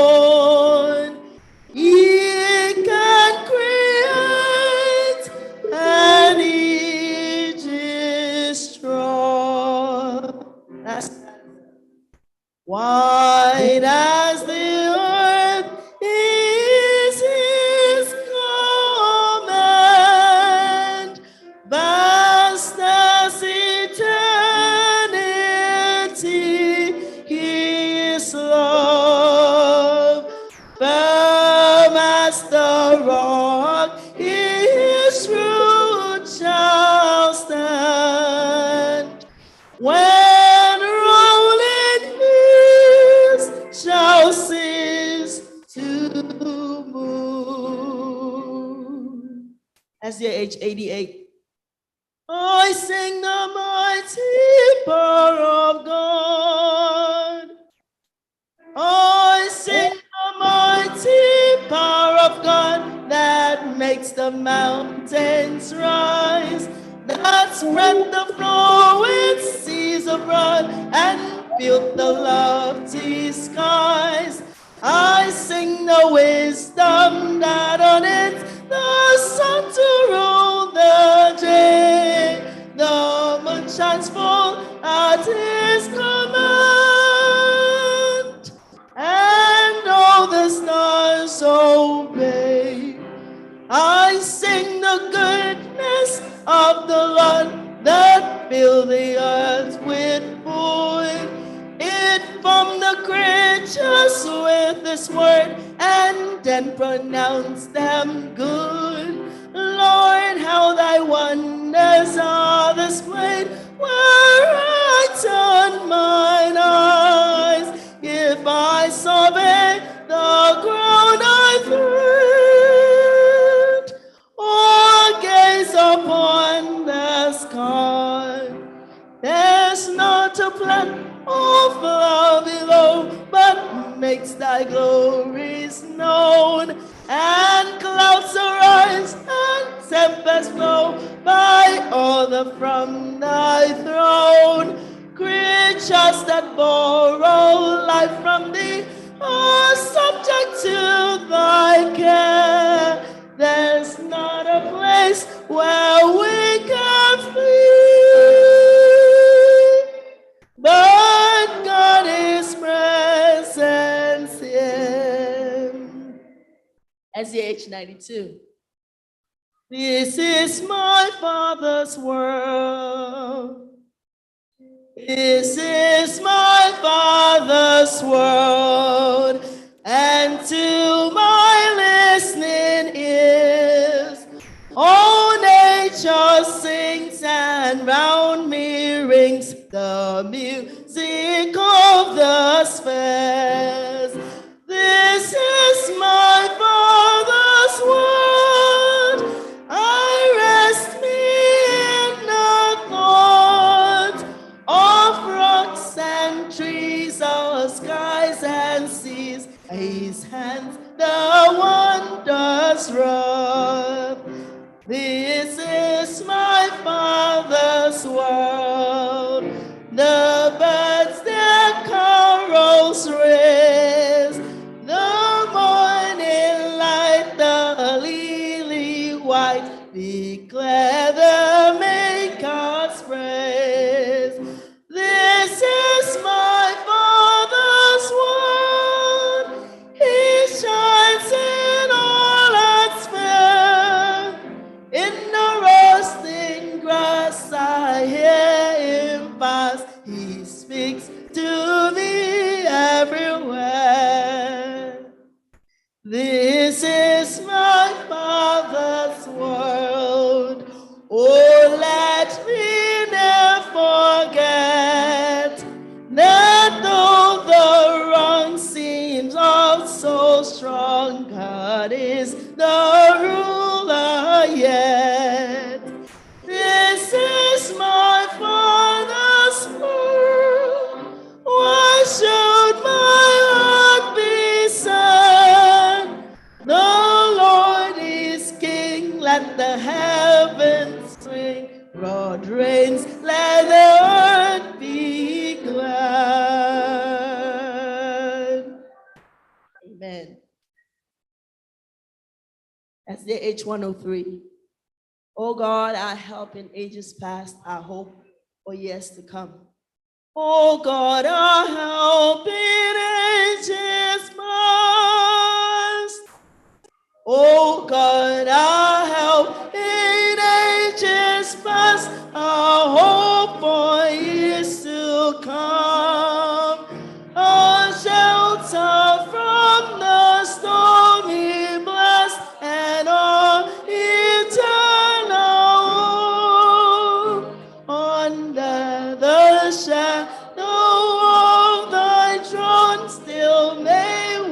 dwell secure, sufficient in thine arm alone, and our defense is sure.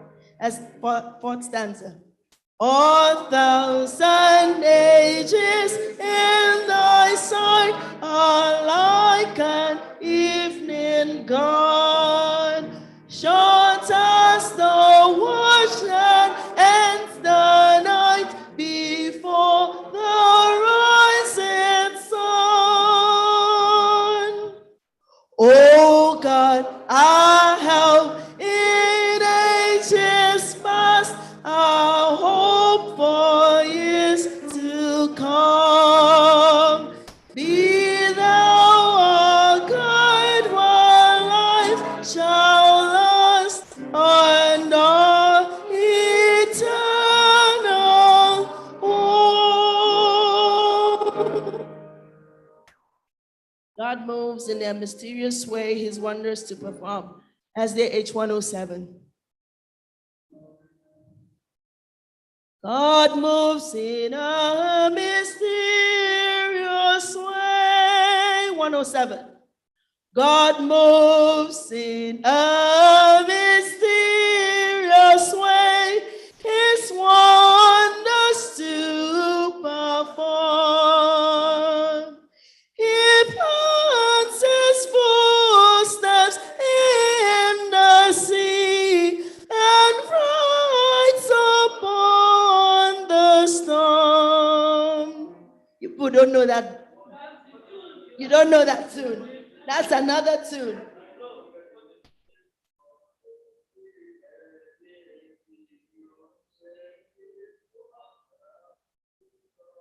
That's another tune. God moves in a mysterious way, his wonders to perform. He plants his footsteps in the storm. That's another tune. You see, that's good for us to sing, so we can know the different tunes of singing. Ye fearful saints, fresh courage take, the clouds see so much dread. Our big mercy and in bless on your head. Last stanza. Blind unbelief is sure to err, and scan his work in vain. God is his own interpreter, and he will make it plain. Thank you, Dechika. Now I know that one too. SDH 112. Let us with a gladsome mind. Let us with a gladsome mind. Do we know that too?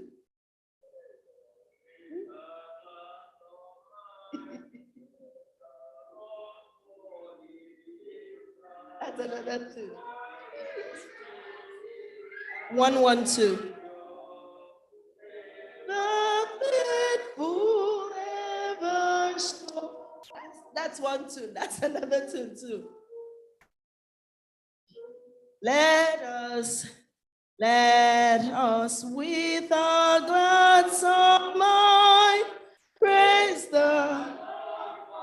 He is kind.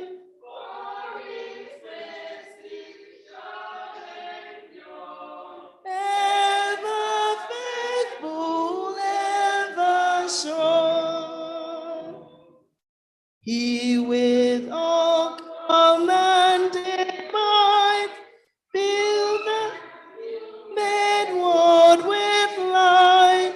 For his mercy shall endure. Ever faithful, ever sure. All things live in his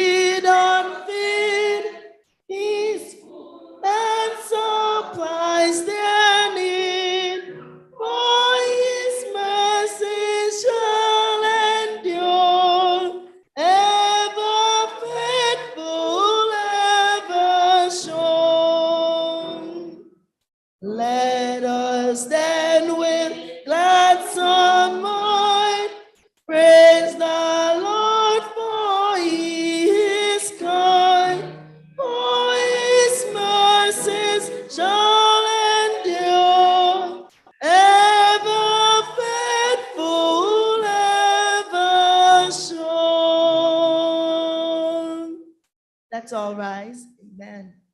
Thank you, Dechika.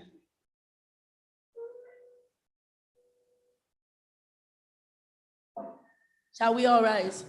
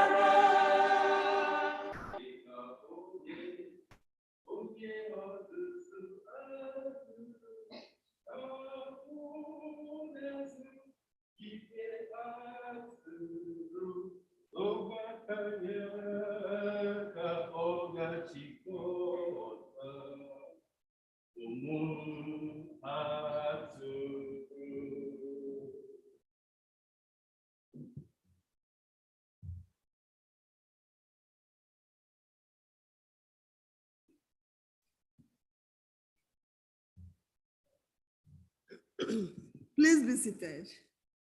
Happy Sabbath, church. Happy Sabbath, church. Happy Sabbath. These are some of the announcements we have for the day.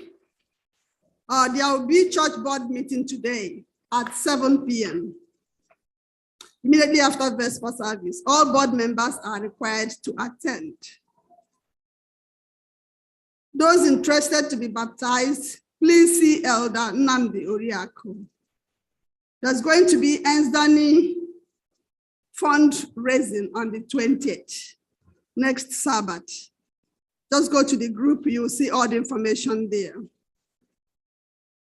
Also, our graduation Sabbath is next week Sabbath on the 20th. Send all your information to Elder Ugochukwu. Information about your child or children that graduated. It doesn't matter what grade, pre-K to kindergarten and up to PhD level. Send your family picture if you want it to be posted. Whatever, however you want to appreciate your child, please send it. The last day to get the information is on Wednesday, this coming Wednesday. So please send your information on time, not to send it Friday night to Elder Ugochukwu. He's just asking you to send it on time. Our back to school week of prayer will begin tomorrow, August 14th to the 20th. So come to be blessed. We know how it goes. Sundays through Thursday will be 9 p.m. Fridays, 7 p.m. and Saturdays, 6 p.m. Today is Personal Ministry Sabbath. We pray that the Lord will bless us today and equip us to do his ministry. Also, the women of FirstIgbo, we are thanking our church family. We are thanking everyone who supported us last week. And we praise God for having people like you. And we are asking you to continue to be with us, continue to pray for us, that God will be using us to his ministry so that only him will be glorified. That is really all we have today. We have the sick and shut-in members. Continue to pray for them, that God will visit them and visit all of us at the points of our needs. If we have more, our pastor or the first elder will bring them to us. My prayer always is for God to be with us and help us to worship him in spirit and in truth. In Jesus' name. Amen. Amen.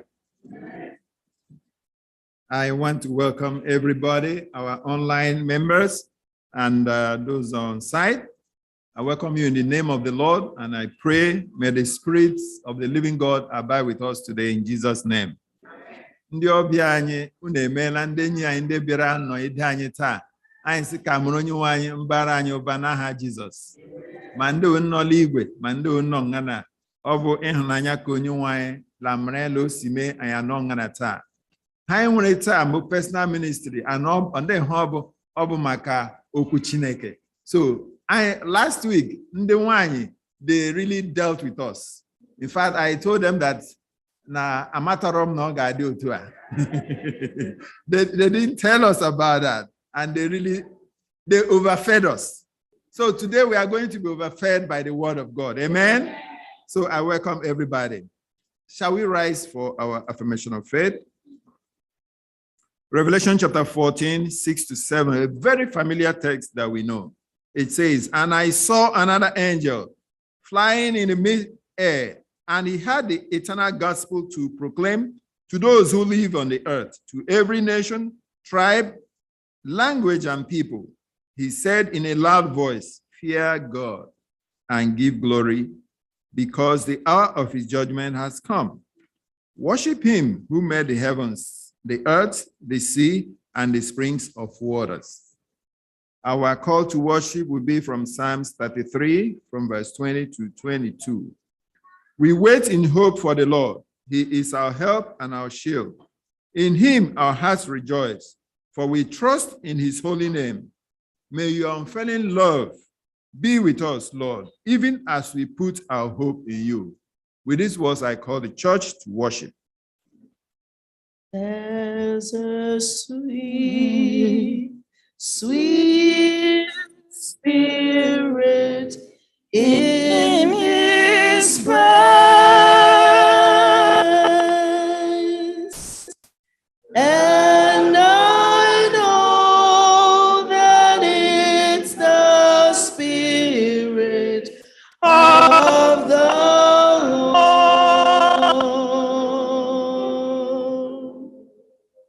There are streams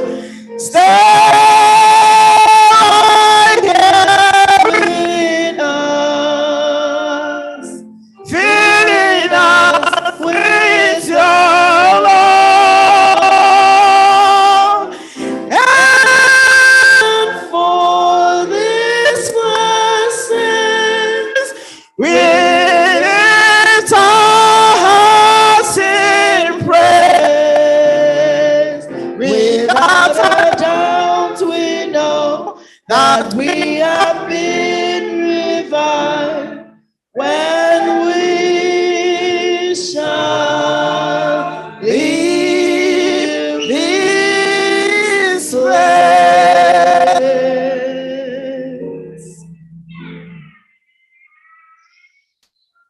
Our Father and our God, bless your holy name. Give you all the glory and the honor, for only you are worthy.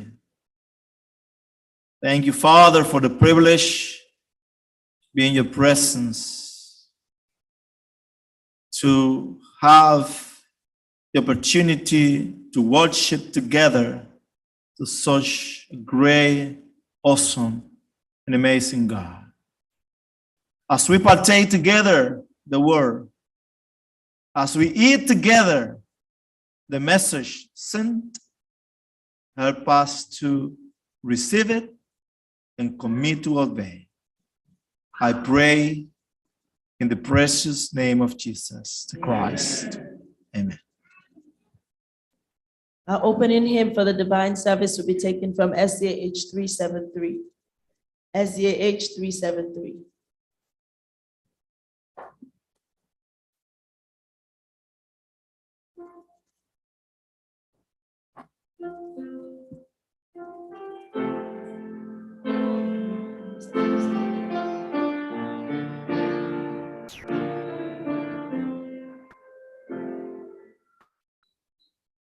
Seeking the lost, yes, kindly entreating, wanderers on the mountains astray. Come unto me, message repeating, words of the Master speaking today. Going afar upon the mountain, bringing the wall, bringing the under back again, into the fold, of my Redeemer, Jesus the Lamb, for sinners slain.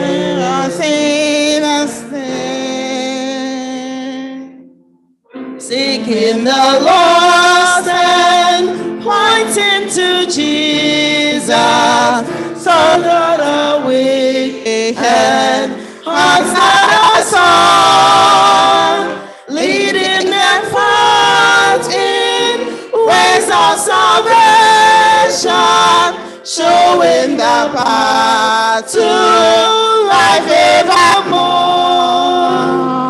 Going afar, upon the mountain, bringing the wanderer back again, into the fold, of my Redeemer, Jesus the Lamb, for sinners slain,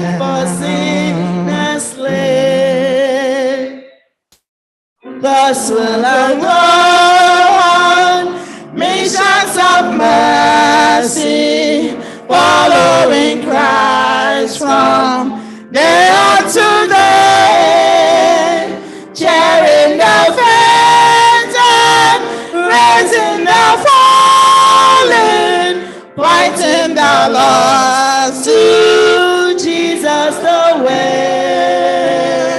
Going afar, upon the mountain, bringing the wanderer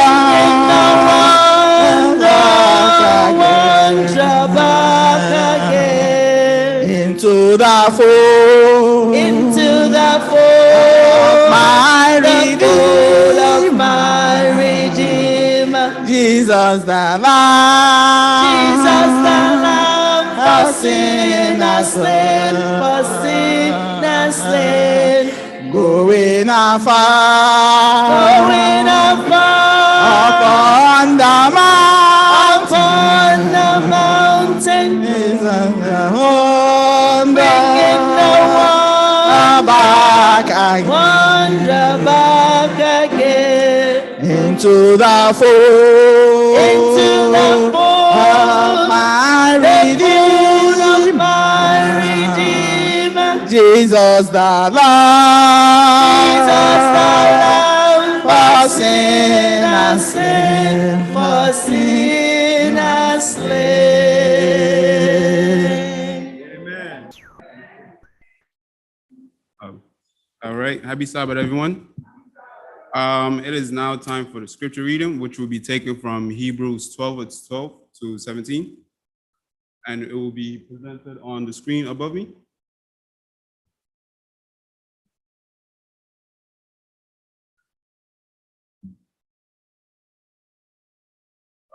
I will be reading from the King James Version, and it says, "Wherefore lift up your hands which hang down under feeble knees." 13, "And make straight paths for your feet, lest that which is lame be turned out the way, but let it rather be healed." 14, "Follow peace with all men, holiness without which no man shall see the Lord." 15, looking diligently lest any man fail of the grace of God, lest any root of bitterness springing up trouble you, and hereby many be defiled. 16, lest there be any fornicator or profane person or Esau who for one morsel of meat sold his birthright. 17, for you know how the afterward when he will have inherited the blessings, he was rejected, for he found no place of repentance, though he saw it carefully with tears. May God bless this reading in Jesus' name. Amen. Oh, me this consolate, where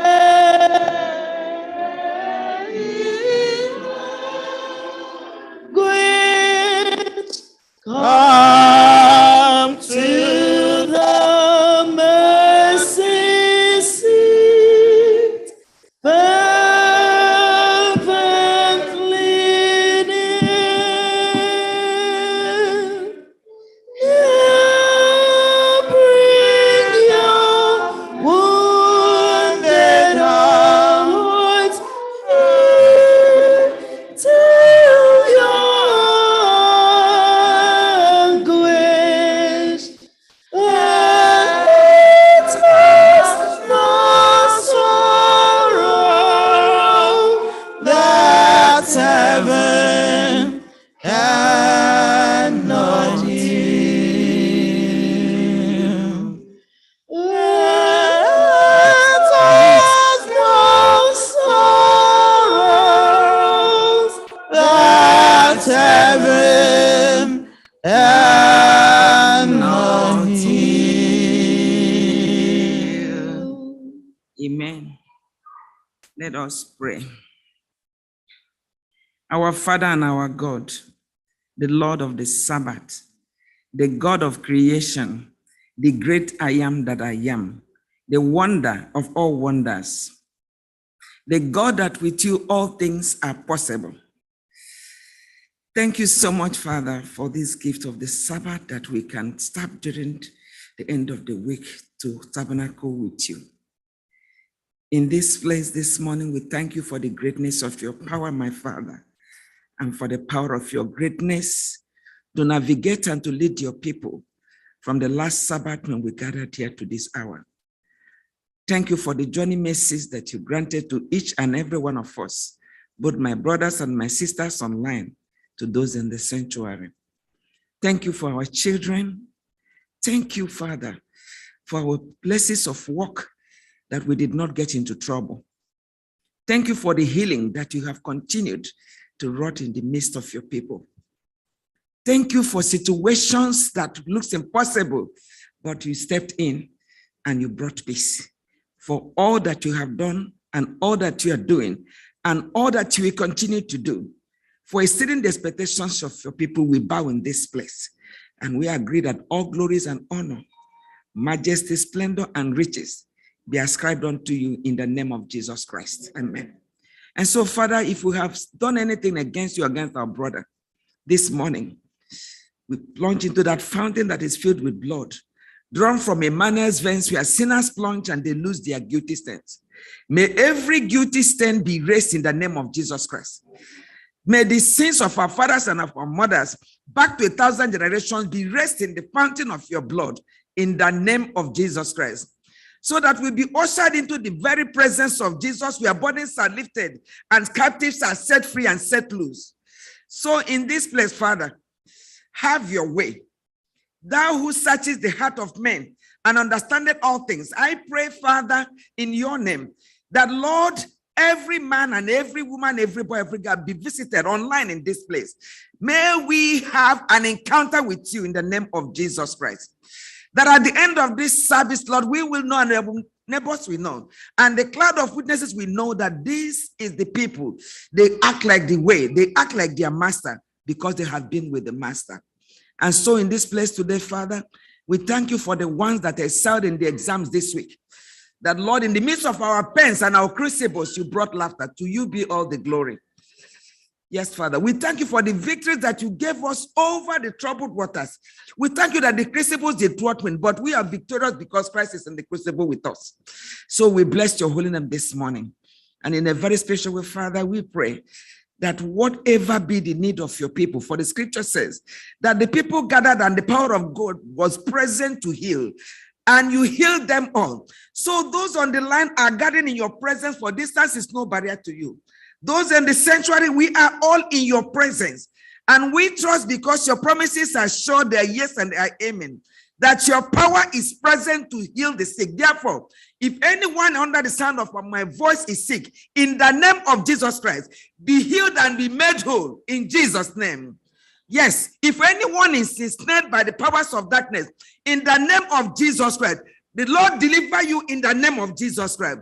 If your children are giving you trouble, we call them back in the name of Jesus Christ. We declare and agree that our children are for signs and for wonders, and grace shall be their peace in the name of Jesus Christ. Because God says so, let it be our portion in Jesus' name. Whatever be the need of your people, your power is present to heal. Your power is present to bless. So may the people of God receive their blessings, receive your healing. If you need a child, receive your children in the name of Jesus Christ. For in the presence of God, all things are possible. Whatever be the need that you need in this place, receive it in the name of Jesus Christ. We thank you, Father, and we bless you for your manservant that you have brought all the way from the conference, like the apostle of old. Because he came here, Jehovah, you know that you are here in a double measure today. Father, let even his shadow, let the shadow of your people bring healing in the name of Jesus Christ. Yes, Lord, do a new thing in our midst. Revive us again. Give us the strategy and the synergy to go to the highways and byways of life, compelling the sons and daughters of Adam to come to the God who is more than able to save to the utmost. Give us, Lord, the grace to understand that time is no longer and we need to redeem the times. Give us the grace to understand, Lord, that we are made for more. And Lord, as we leave this place, create in us a fresh passion for the souls of your sons and daughters. Bless our service in this place today. I trust and I know that nobody that came to church today will ever be the same, whether they're online or in this place, that God is doing it. Whatever be, if you're traveling, may the Lord grant you journey mercies in the name of Jesus Christ. If you are afraid, may the Lord give you faith in the name of Jesus Christ. If you are bitter, may the joy of the Lord be your strength in the name of Jesus Christ. Yes, Lord. Thank you, Lord, for the move of your spirit, doing a new thing, touching us, Father, power by, yes, Lord, man by man and woman by woman. Just have your way, Lord. Thank you for our children again. Thank you, Lord God Almighty, for what you have done. We pray, dear Lord, that at the end of all things we are expecting, on that day when you appear in the eastern sky, give us the grace to be ready, so that when the trumpet of the Lord shall sound and time shall be no more, that if we were sleeping, may the dead in Christ will rise forth. May we rise with the resurrection of the righteous in the name of Jesus Christ. But Lord, if you are still here, we will be changed because you say so. May that be our portion. May we never come here in vain and do all these things in vain. But Lord, we look forward to your glorious appearance. But until then, bless your church. Give us the grace and the strength to keep on keeping on. For we ask in faith, knowing that this God is the God of exceeding expectations on every side. So give us plenty of every good thing, Lord, as we continue to praise and to worship you. The rest of our lives, we shall be the best. In the mighty name of Jesus Christ. Amen and amen.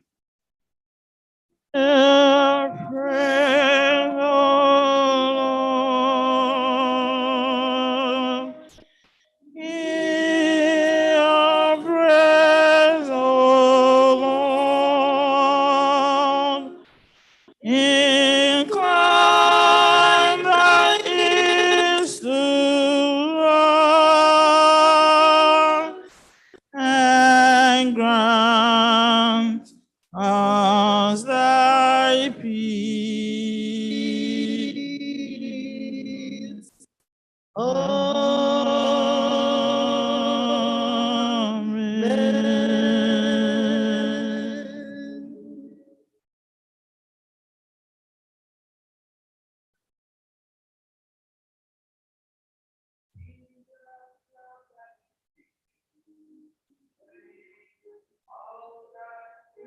Of the world, red and yellow, black and white, you are precious in his sight.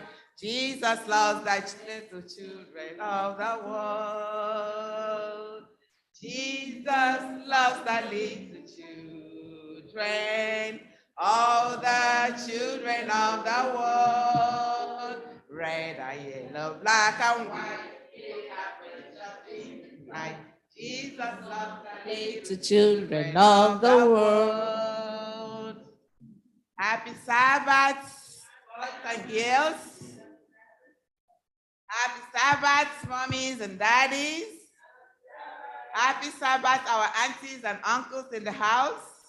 Happy Sabbath. It is a thing of joy to see you all again in the house of God. So this morning we are going to discuss about perseverance and overconfidence. What did I say? Perseverance and overconfidence. So I am going to use two animals to tell my story: the hare and the tortoise. How fast is the hare? Not the animal, H-A-R-E. How fast is the animal? Just like a dare. Right? It runs so fast. The hare runs so fast. And how fast is the tortoise? How fast? Do you know the tortoise? Have you ever seen the tortoise before? Okay, very, very slow. So one day there was a game in the kingdom of the animals, and the hare and the tortoise were asked to run. Guess what? The hare said, tortoise, run with the tortoise. Listen, I'm not going to bother myself. I'll have to go and sleep and wait for the tortoise. At the end of the day, I'm going to win the race. So the hare went to bed to sleep. After about 5 minutes, he woke up and he saw the tortoise, crawling gradually, and he was like, let me rest a little bit more because I'm going to outrun him. And he went back to rest. Gradually, and the hare slept off. By the time he woke up the second time, guess what? The tortoise was at the finish line, and he could not beat the tortoise anymore. And he lost the race. Why he lost the race? So why? I just said it. Why did he lose the race?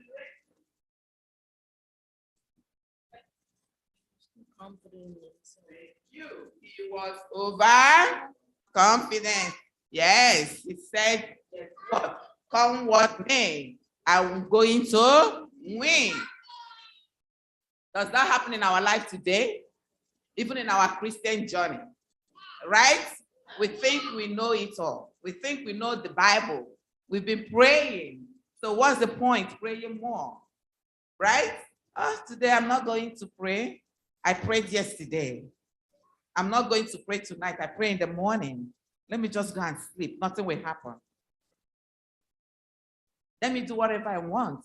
I'm baptized. When Christ come, after all, I will go to heaven and baptize. I'm an Adventist, right? Right? I'm an Adventist. That's why I will go to heaven.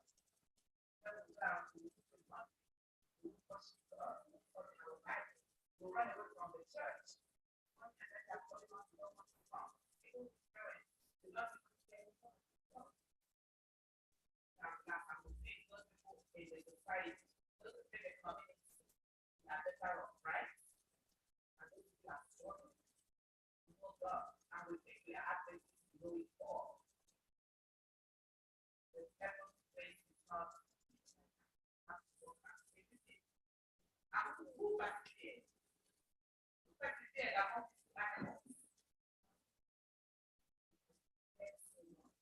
You walk right.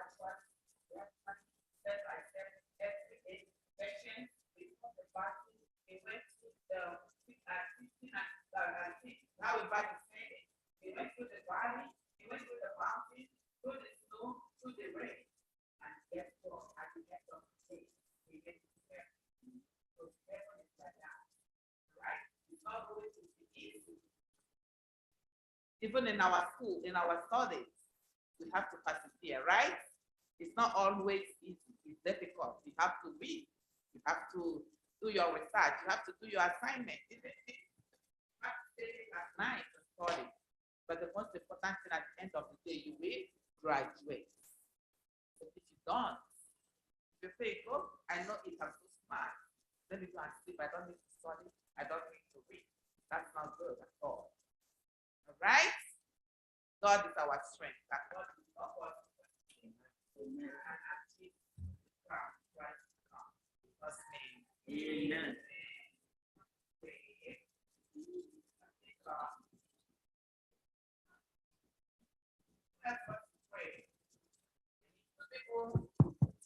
Okay, Thank you for the word of the Lord. I think for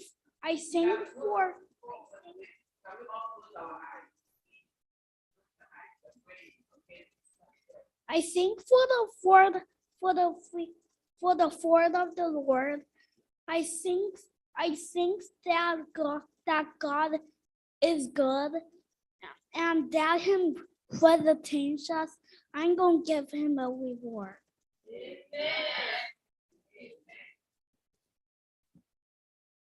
I pray that we won't be so that we think that like we won't be like the hare, and that we won't think that we'll win the race automatically, and that we won't be so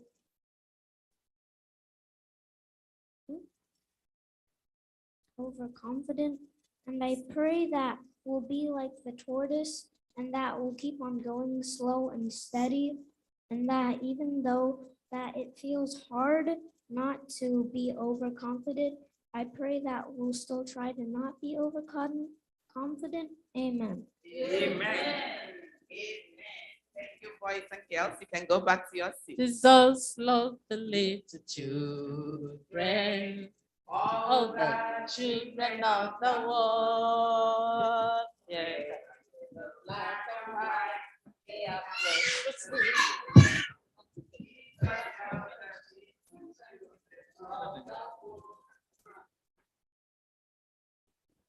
Amen. We thank Sister Olebere for that story. We are not supposed to be overconfident. Pastor, you don't know what I'm saying now. I'm saying something. The Bible says, Aleze is a very, very difficult, hard place, and nobody goes there on a platter of gold. That we go to heaven through many afflictions. And that's exactly what, and the children, they understood it. May the Lord bless his church. This is time to give. I was just reading a story in the book of Acts chapter 10. And here's what Paul says to Cornelius, that your prayers and your giving has come before God as a memorial. You know, you can pray and pray down this house, but you have to give. And I met a sister this morning on my job. Please, the deacons, help us out. And the sister, she didn't have anything, no makeup, no earring. So I asked her, where's your earrings? Why don't you have any? She said religion. I said, what religion? I didn't want to tell her she was an Adventist. And she started telling me it's the story of Adventism. Hallelujah. And I was so happy, you know. So we are distinguished people and we do things according to the will of God, which is we return. She told me, oh, I pay my, I said, you don't pay your tithe, you return. So let's take this time and return our givings to the Almighty God. The tithe is 1/10, but we give to the runnings of the church. Everything here is money, and the Lord will bless. This week, the Lord promoted this church and added a graduate to all of us. Amen. I'm not going to tell you her name, but you will find out with time.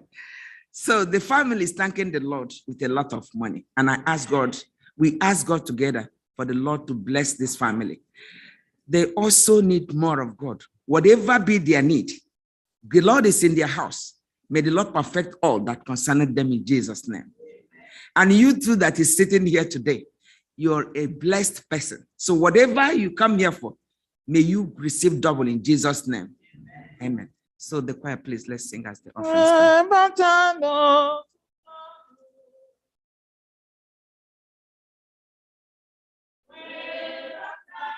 We also have Zell. If you're online, please. We have the Zell number 929771752. There are so many ways you can give. You can click on the online giving from the website. So may the Lord bless you as you give. In Jesus' name.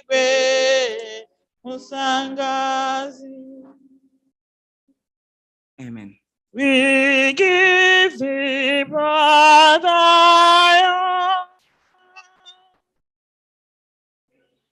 Give thee, brother. Whatever it may be, all that we have lost.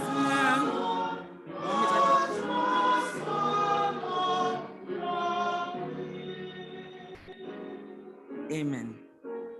Our Father and our God, we thank you for the grace for us to give.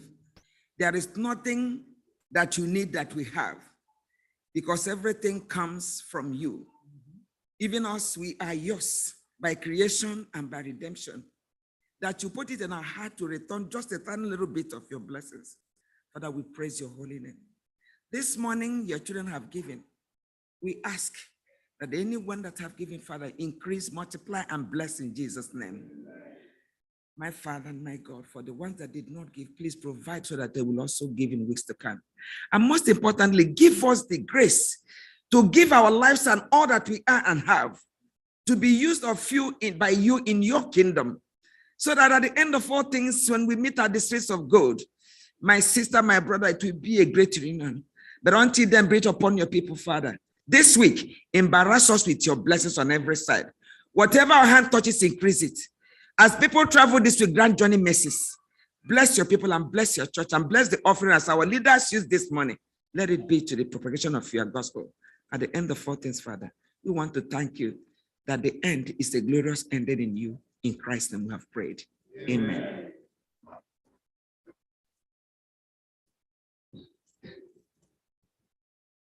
Amen. Once again, I want to introduce our guest speaker today. He was introduced during the Sabbath school, but one more time, I will let those who were in presence know our guest speaker. But before then, the person that prayed for us is Sister Odema Onwasanya, a very strong pillar in this church. Sister Odema. Amen. My humble self is Nnamdi Oriako. Amen. The speaker today is coming from Greater New York Conference. Greater New York Conference. Pastor Manuel Rosario Sanchez. So he's the personal ministry director there. He's in charge of that and probably other departments too. But today he's coming on behalf of personal ministry to bring us the newest version of it. He gave us a little bit of it today, and probably he's going to give us again. The Lord is going to use him mightily in blessing us this morning. Before he speaks to us, the choir, FirstIgbo Seventh-day Adventist Church Choir, will give us a short rendition. May the Lord bless us today in Jesus' name.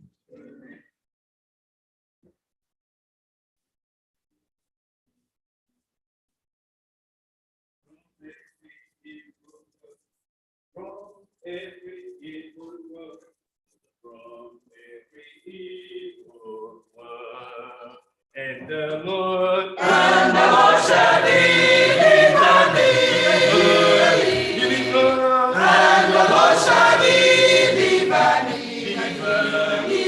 from every evil one, from every evil one, from every evil one, and will preserve me unto his heavenly kingdom. to him be the glory, To him be the glory forever, forever and ever. Amen. and will Preserve me unto his heavenly kingdom. to him be the glory, To him be the glory forever, forever and ever. Amen.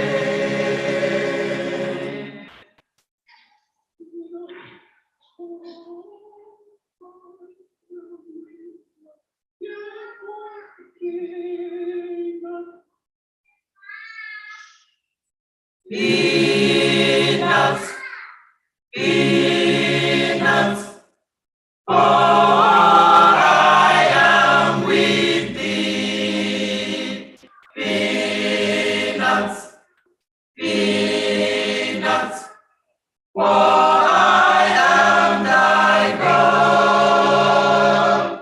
Therefore will I strengthen thee. Yea, I will uphold thee, will uphold thee with the right hand of my righteousness. Peanuts, peanuts, for I am with thee. Peanuts, peanuts, for I am thy God. Therefore will I strengthen thee. Yea, I will uphold thee, will uphold thee with the right hand of my righteousness. For I, the Lord thy God, will hold thy right hand, saying unto thee, Peanuts, peanuts, I will help thee, says the Lord, and thou shalt rejoice in the Lord, and thou shalt rejoice in the Lord, and thou shalt joy in the Holy One, and thou shalt glory in the Holy One, shall glory in the Holy One of Israel,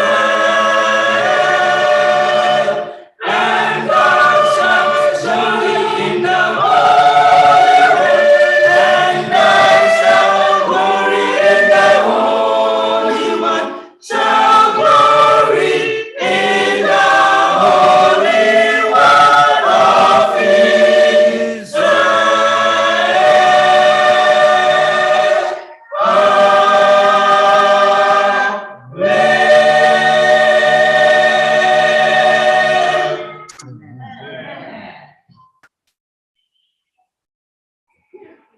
Praise the Lord. Emdewo Sabatoma. God bless you all. That was beautiful. I want to praise the Lord for the blessing to be here today. I want to bring to you greetings on behalf of our President, Pastor Bettas, our Executive Secretary, Dr. Alonso Smith, and our trustee, Elder Isaiah Xavier, and also from Pastor Bloody Lino, who's the coordinator of the ministry. And I want to thank you all for being so faithful. Basically, you know that we are coming out of a pandemic. And it was amazing the way how the Lord blessed the church through this pandemic. And it was amazing how the Lord used you as instrument to keep his church vibrant, even in the midst of the difficulties that you know we all have. Even when the building and temples were closed, it was amazing to see how the church was vibrant and how we kept sharing the message and bringing Jesus to the people. I want to thank you for your faithfulness, also in bringing your tithe and your offering. So we are cognizant of how you kept this in your houses, had the opportunity to bring it to the storehouse. And this is really amazing. So thank you all. May God bless you. And may the Lord continue to bring his blessing upon you. To God be the glory and to God be the honor. So in this time, I want to take a time to actually to bring the word of God to you. Let me just put this here so it does not, it never unlock. Okay, so we're good to go. So I want to share with you a message that is called Seeking Transformation. What is the name? Seeking Transformation. And the reason that I'm bringing this to you today is that I know that all of us here, we are here for a reason. And the reason is that I want to be more like Jesus. And the reason is that we really want to be saved. And we want also our family members to come to make it to heaven. So we are all here for a good purpose. But sometimes we are discouraged. And when we get discouraged, then we get paralyzed. And we are not able to fulfill the mission that the Lord has given to us. So in order for us to move forward, we want to make sure that certain things are in their own side. And just want to talk about that, speak on that today. So I want to invite you to pray and then go straight forward to the word of God. Thank you, Father, for blessing us in this morning. Thank you for the different part that we have enjoyed. Thank you for the prayers. Thank you for the offertory. And thank you for the choir. We thank you, Father, for each faithful member, brothers and sisters that is here today. And we commit to you to do our best to serve you. I pray in Jesus' name, amen. Amen. So many people want transformation. The majority are looking for physical transformation, not spiritual transformation. Well, I'll talk to you this morning about spiritual transformation. And the evidence that most people are looking for, not spiritual transformation, but physical transformation, is the plastic surgeries are on the rise today. Many people just want to be more, and they want to change their face, they want to change their, body.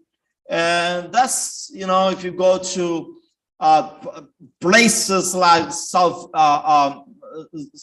Korea, that's one of the, those big places in surgery, but in many different places, Mexico, here in the United States, Colombia, Dominican Republic, and so many ladies are into that, many men are into that, and that physical transformation. But the transformation that I'm talking today is about spiritual transformation. And that's why we find the Bible. Probably you remember Saul, that then became the Apostle Paul, amen? The big transformation in him. Or Mary Magdalene, she wanted to be a prostitute and then she became a disciple of the Lord, praise the Lord. And also we remember the case of Zacchaeus, what happened to him and how he was transformed. But also, if we remember the sons of thunders and how like John was one of the sons of thunder and how he became as the disciple of love. Can you imagine that? How you move from being the son of thunder and you end up being a disciple of love that is really amazing. I have to tell you that I thought many people want transformation. Not everybody achieve transformation. And why is that? Is because one thing is that say that you want to be transformed, and another thing is that actually you do what you have to do in order to be transformed. For instance, many people want to lose some weight and they go to the gym and they get a membership. But to have a membership in your pocket does not assure you that you're going to be losing weight. Am I true to what I'm saying? Okay. So I think that everyone here wants to be transformed. That's the reason that you are here. And those that are online, that's the reason at the end of the day. You seek transformation. But I want to warn you about 3 enemies of transformation, 3 stumbling blocks, 3 obstacles of transformation that we have today and that those faithful in the past also had. I'm talking about discouragement, I'm talking about laziness, and I'm talking about self-deception. Those 3. The number 1 is discouragement. Number 2 is laziness. Many lazy people. That's very sad. And number 3 is what? When we deceive ourselves. We deceive ourselves. We're not going to be talking about that.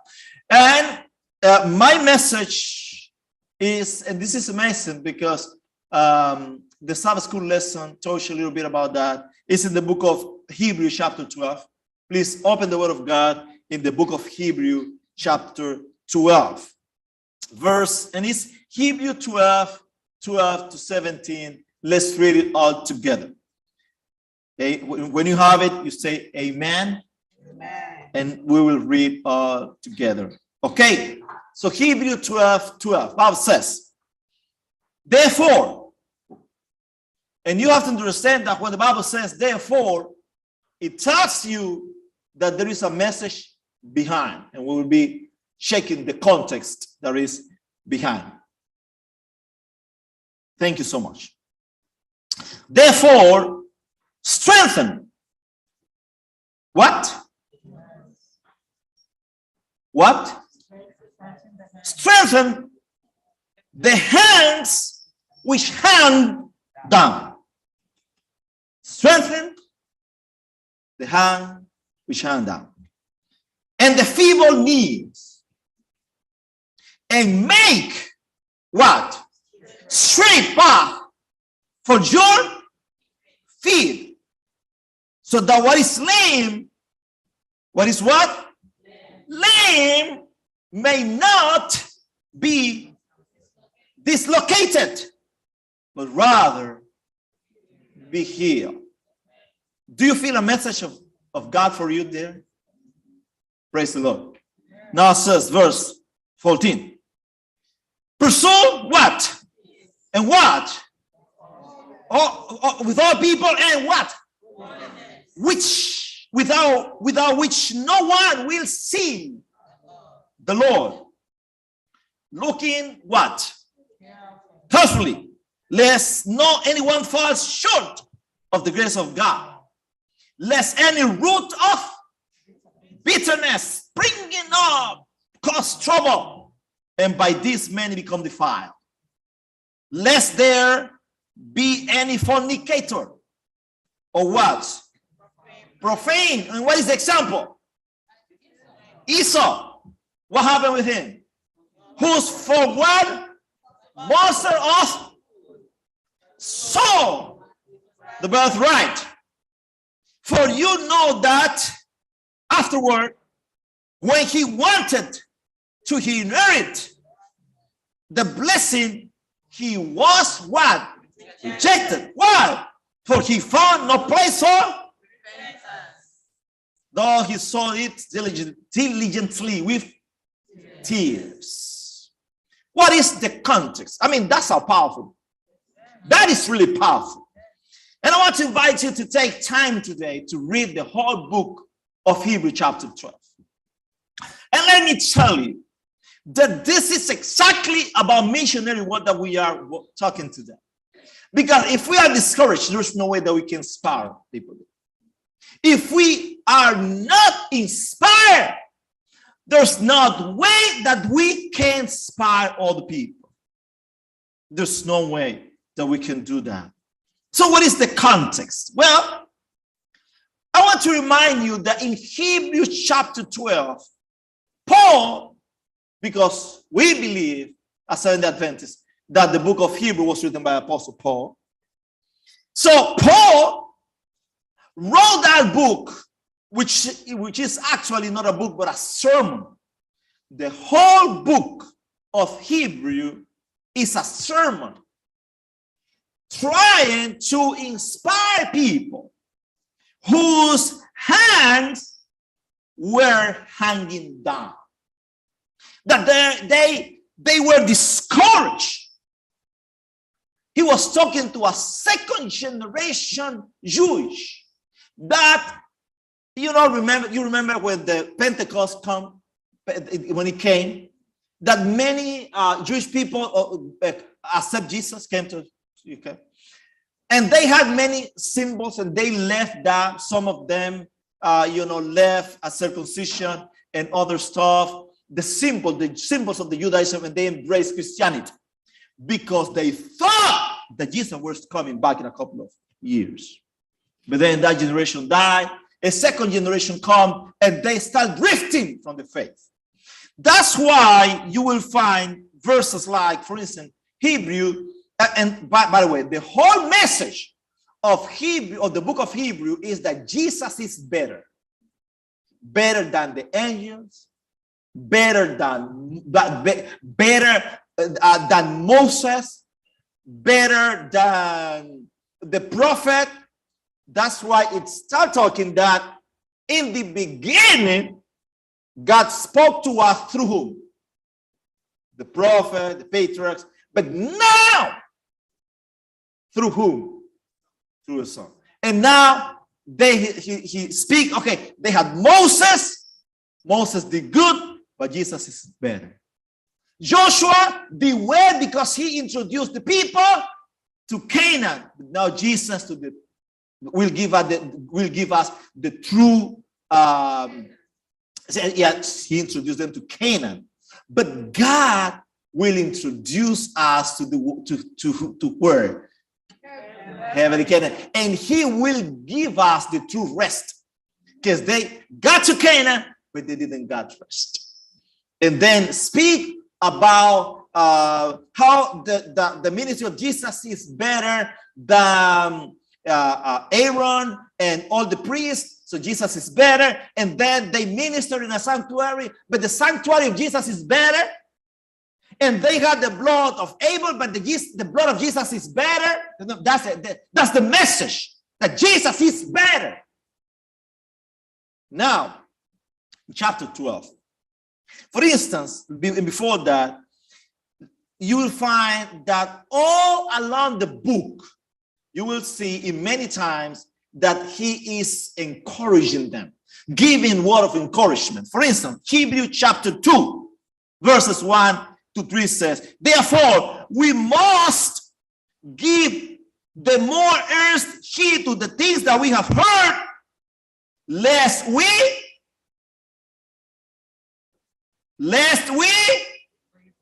drift away. Lest we drift away. Hebrews chapter 4, verse 14, seeing that we have a great high priest who has passed through the heaven, Jesus, the Son of God. And now said, let us hold fast what? Our confession. The confession of our faith. Hebrews 10, 23 to 25. How it says? Read it for me. Hebrews 10. Open your word of God. Open the Bible. Hebrews 10. Let us hold fast the confession of our hope without what? Wavering. For he who promised is what? Faithful. And now says, and let us consider one another in order to stir up love and good works, not what? Not forsaking the assembling of ourselves together, as it is the manner of some. Is it happening today? Is it happening today? Yep, this is happening today. Not only in the Seventh-day Adventist Church, in all the communities, more than 30% statistics show stops going to church in one, stop going to church. That's sad, right? Let us hold fast the hope. What is our hope? We have this. What is the hope? Hope in the coming of the Lord. We have this promise. Hold fast. And then we have the gallery of faith. Remember that? Hebrews chapter 11. And then we have Hebrews chapter 12. Say, therefore, that's Hebrews chapter 12, verse 1 says, therefore. Wherever you find a therefore in the Bible, it means that you have to read it in the context of what is behind.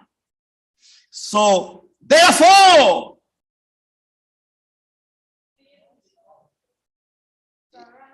yes, and then you read it, and then in verse 2 says, fixing our hope, what? Eyes upon Jesus. And it says that Jesus is the author. What does author means? The pioneer. The beginning. He's the pioneer, he's the author, and the perfecter of what? Of faith. Who is the author of your faith? Who is the pioneer of your faith? Who is the perfecter of your faith? So, to whom you have to hold fast? To Jesus. Have to fix our eyes upon Jesus.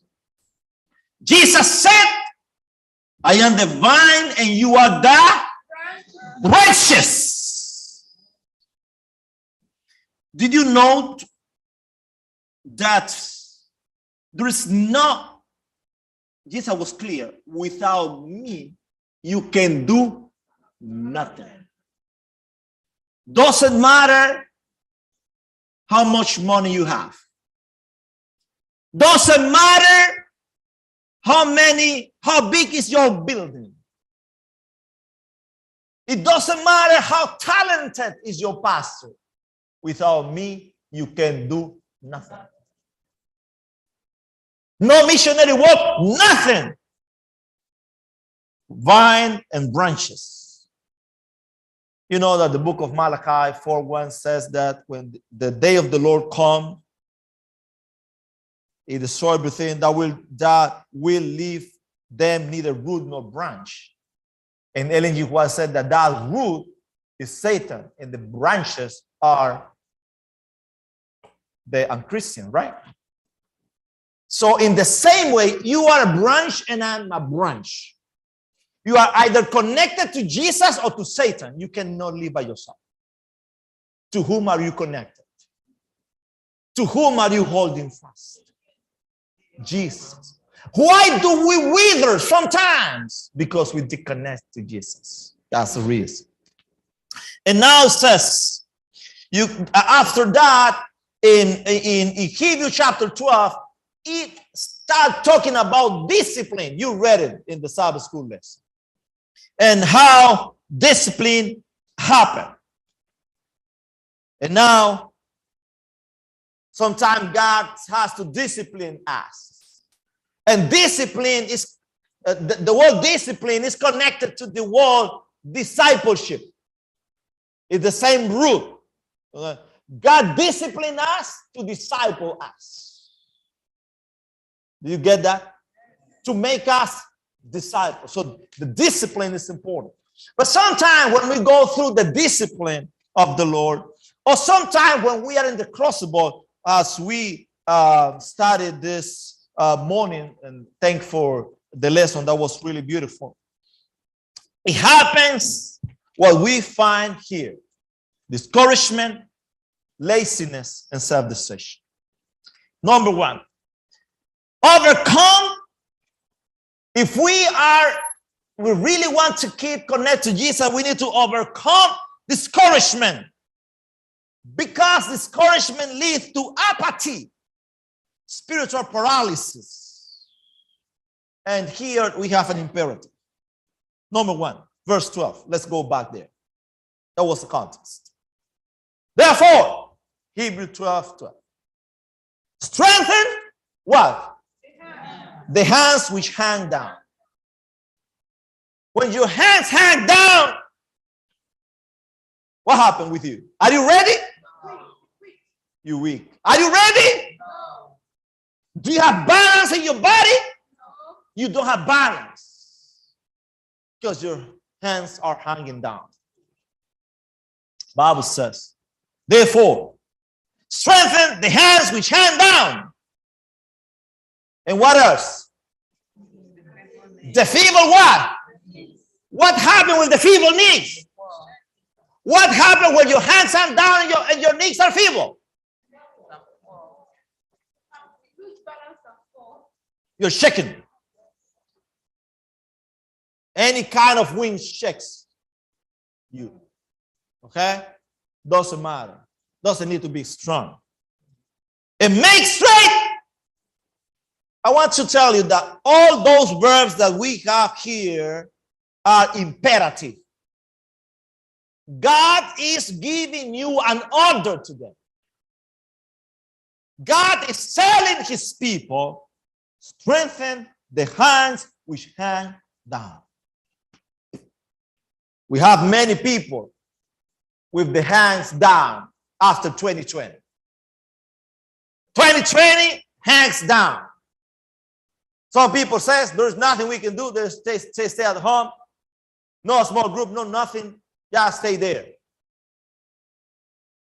In 2021, they kept with the hands down and the feeble knees. So now is the time to strengthen the hands which hang down and the feeble knees. And make straight path for your feet, so that the lame may not be dislocated, but rather be healed. Let me tell you, this language is taken from Isaiah chapter 35. Go to Isaiah chapter 35. And I'm not going to read everything, but I will ask you to, when you have the chance, when Paul is preaching, in his mind is Isaiah 35. And what he says in Isaiah 35. He says, verse 3. How he says? Strengthen the weak hands. And make what? Firm the feeble knees. Is the same message or no? It is the same message because he's actually quoting there. And now he said, so that those of you who are what? Fearful hearted. Do we have fearful heart? Yes. Be strong. Do not fear. Let me tell you, I did not come here to bash anybody, but I have to tell you something. We still have people. We still have people in the Seventh-day Adventist Church that can go to every place and not COVID. And once it comes to go to church, I'm afraid of COVID. Very sad. Extremely sad, but a reality. But God is saying to you today, strengthen the weak hands and make the feeble firm the feeble knee. What is the result? Be strong. Do not fear. You can continue to read. This is amazing. But verse, for instance, verse 6 says, then the lame shall leap like a deer. Verse 8, a highway shall be there, and a road, and it shall be called a highway of what? Holiness. Did you remember the Apostle Paul said pursue holiness? And he had this Isaiah 35 in mind. And now he said that when you do that, you will see a highway, and that highway shall be called holiness. The unclean shall not pass over it, but it shall be for others. Look at this. Whoever walks the road, although a fool, shall not go astray. That's amazing. That message is amazing. Because that message is saying that God's provision is so wide, and that God's road is so wide that although the foolish, you will not go straight if you keep connected to this. And this is amazing. That's verse 8. Let me tell you something. When I was baptized at the age of 14, in my local church, there was a young lady that she had some, problems. She was, she had some problem with her brain. She was a little mad, I would say like that. I don't like that. Yeah, I don't like it. But you know what? And many people criticize her and say, you know what? But I noticed something in her. Even when it is true that she has some problem, she was always at the church, first bench. I was on vacation now. More than 30 years from that time. You know who I saw in the church? She was in the church. And many of the wives that criticize and make fun of her are no longer in the church. But she followed Jesus. And she's there. Because God's provision is so wide, so amazing, so transforming, so empowering that although a fool, you will not go astray. So the first thing that we have to do today is, and this is my first message to you, whoever you are, wherever you are, even if you are here or you are there, now is the time to strengthen your hand. God wants to do something through you. And now you need to be on guard. You need to be ready. You need to be prepared. Now is the time to go to school. Now is the time to go to the college. Now is the time to move forward and get married. Now is the time to build in the name of the Lord. Just to strengthen the hands which hang down. And also the feeble knees. You know why? Because if we keep in that position, the leg may be dislocated and will come come a time that you will want, but you can't do that.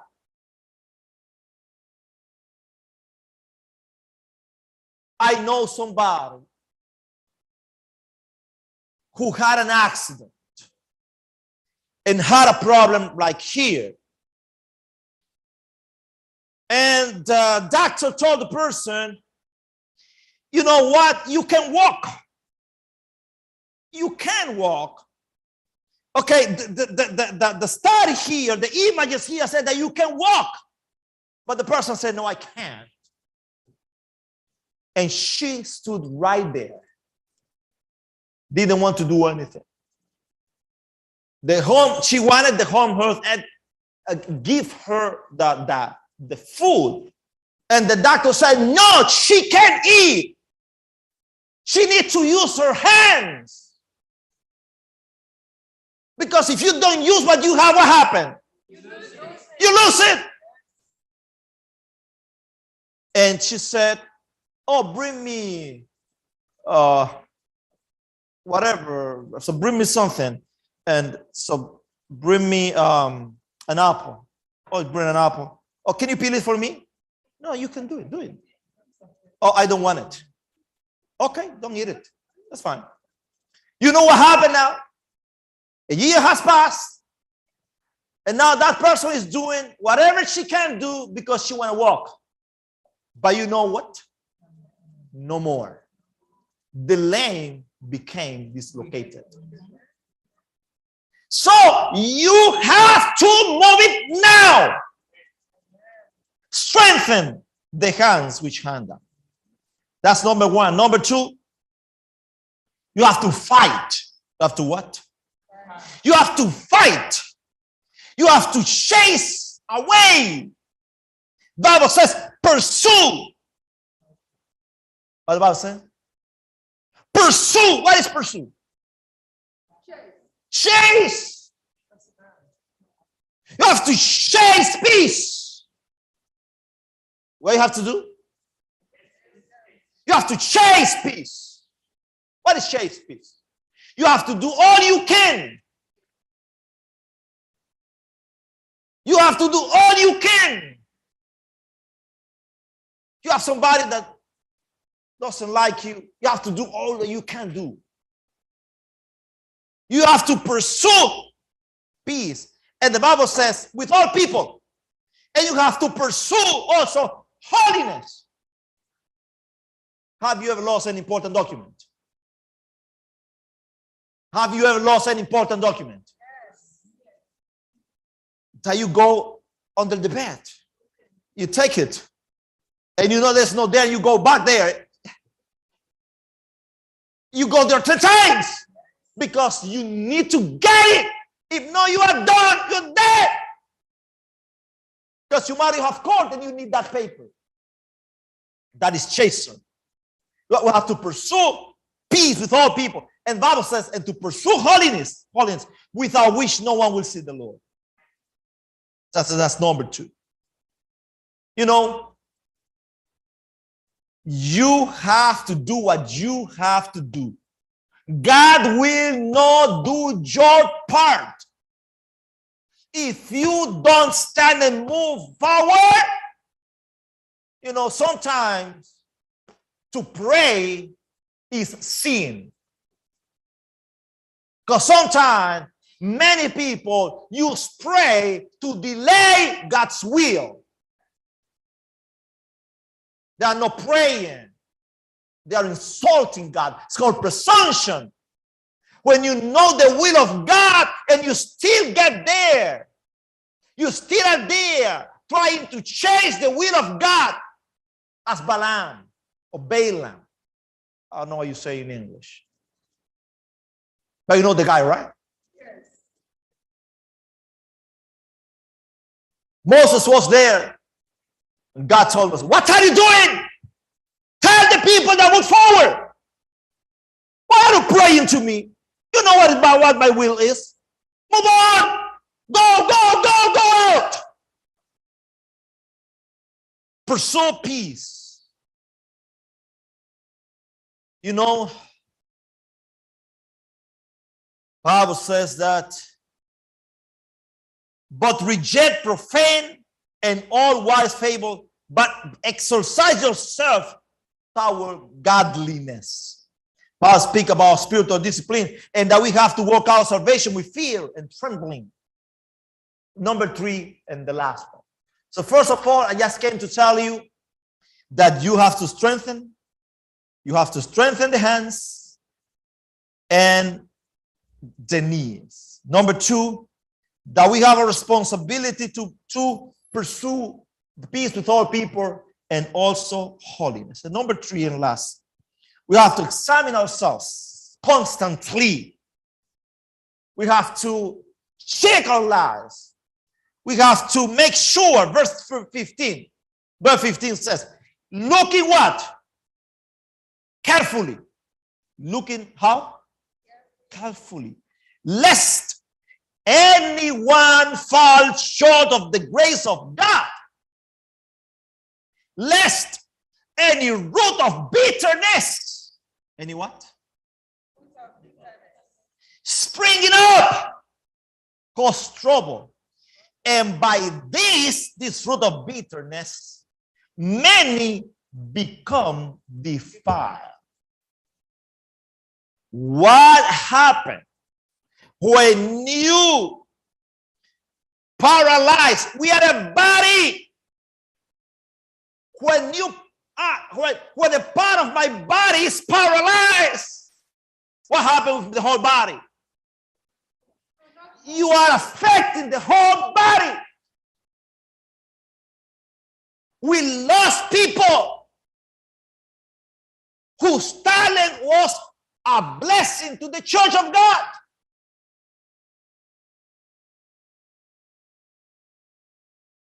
Root of bitterness. I'm not going to talk about that. Verse 16. Lest there be any fornicator or profane person like Esau. What happened with Esau? Who for one morsel of food sold his birthright. He changed all for nothing. He changed all for nothing. Because with the birthright was what? With the birthright was not only the double portion and the inheritance and the data. It's not only that, was the blessing of God. And you know what happened in Genesis 25:32, when Jacob, because Jacob, he was a tricker, we know that. The name means that. But Jacob and Esau are talking. And Jacob told him, sold me your birthright. And you know what was his response? 25:32. He said, Esau said, look, I'm about to die. So what is a birthright to me? Let me tell you something. He thought he was going to die. He was not going to die. He was in his house. He was at home. Dad was there. Mom was there. But he did not care. Let me tell you, when you don't care spiritual things, the Bible calls you profane. When you don't care and when you disrespect, for instance, when you withhold the tithe, you are a profane. Because you are treating as common something that is holy. Next thing that we hear from those that do that, they lose the birthright. Just one example. He said, I'm about to die. And this is an illustration in how things operate. how things operate. You are a married man. And you see a woman. And Satan hypnotized you and let you believe that that woman is more jovial and beautiful and so. And you change all for nothing. And then you say, how I did that?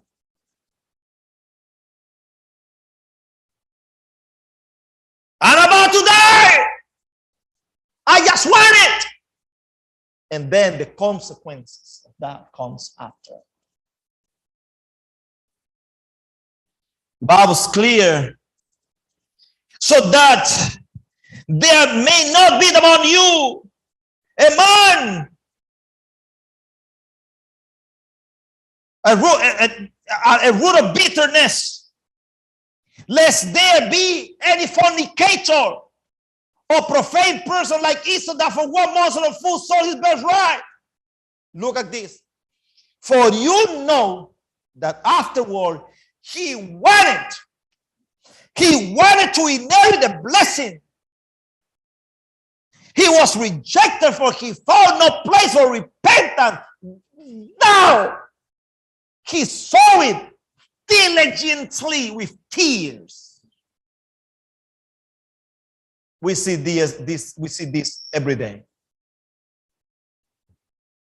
We see this every day. Men that abuse the woman, women that abuse the man, fathers that abuse the son and daughter, daughters that abuse the father. And one day, the one that is abused say no more. And then the abuser becomes to cry. And then he wants to go to a counselor therapy. And now he's willing to move forward. And now he's calling the pastor and the wife of the pastor and the father of the pastor and the uncle of the pastor to try to convince the pastor to call the wife to come back. And he said, no more. That's a reality we see every day. And it's very sad. In Genesis 27, it says, and I come to conclusion with that. 27:34. When Esau heard the word of his father, he cried with an exceedingly great and bitter cry and said to his father, bless me also, oh my father. You remember that? He said, bless me. Father, I gave the blessing to your brother. Do you only have one blessing? Yes. Bless me. And you know what the father said? I can't. I bless him in the name of the Shaddai. I can't. And I also gave him to ruler over you. That's amazing. And the Bible says that he saw it diligently with tears. And the Bible says that he had an exceedingly great and bitter cry. Brothers and sisters, now is the time to strengthen the hands. Now is the hands to wake up. We are the virgins. Now is the time to look for the oil. Now is the time. We don't know about tomorrow. Tomorrow can be late. Ellen G. White says, Patriarch and Prophet, chapter 16, page 182. Multitudes are selling the birthright for sensual indulgence. Health is sacrificed. The mental faculties are enfeebled, and heaven is forfeited. and all for a mere temporary pleasure and indulgence at once, both weakening and debasing in its character.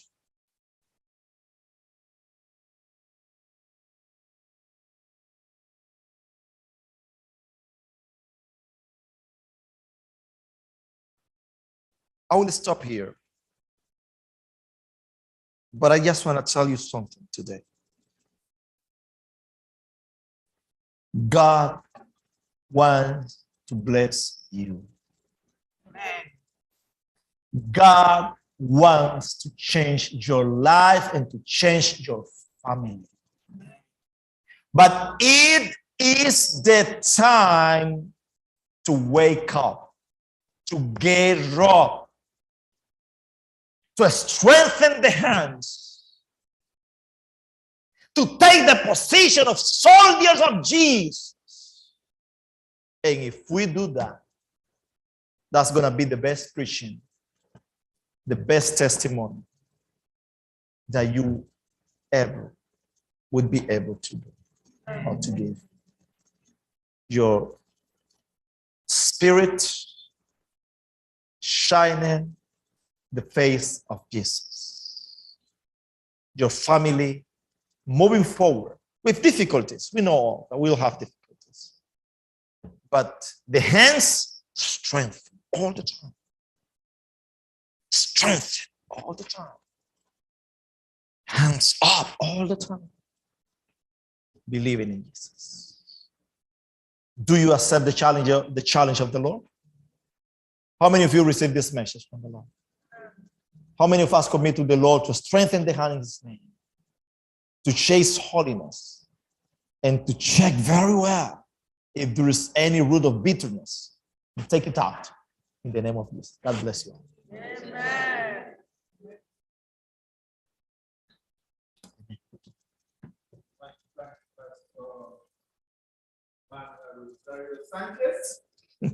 For that special message.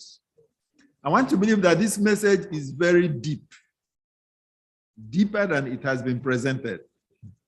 So as we go home, let's reflect on this message. Amen. Pursue peace, remove bitterness, without which no one will see God. May the Lord bless us. Pastor, we thank you for the message. Thank you for your ministry. Amen.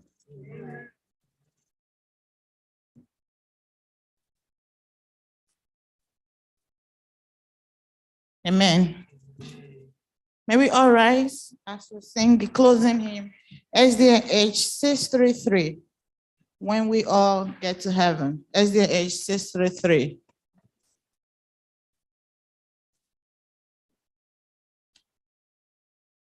Sing the wondrous love of Jesus. Sing the wondrous love of Jesus. Sing His mercy and His grace. In the mansions bright and blessed, He'll prepare for us a plan. When we all get to heaven, what a day of rejoicing that will be. When we all see Jesus, we'll sing and shout the victory. While we walk the pilgrim pathway, passing over spread the sky. When friends traveling days are over, not a shadow down the sky. When we all get to heaven, what a day of rejoicing that will be. When we all see Jesus, we'll sing and shout the victory. Let us then be true and faithful, trusting, serving,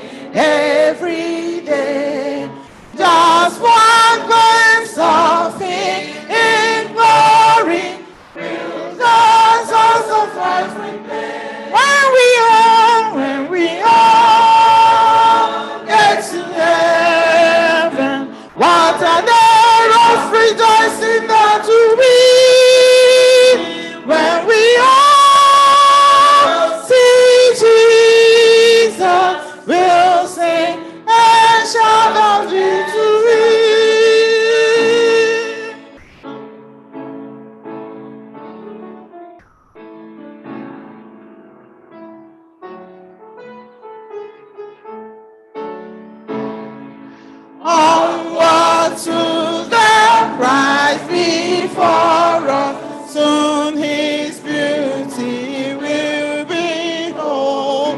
So the belly, yes, we open. We shall shred the truths of God when we all get to heaven. What a day of rejoicing that to be when we all see Jesus. We'll sing and shout the victory.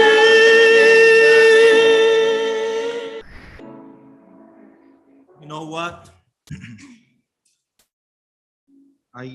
I thank God for the many chances that He gives to us every day. You know that after some time, Jacob and Esau met. They had an encounter.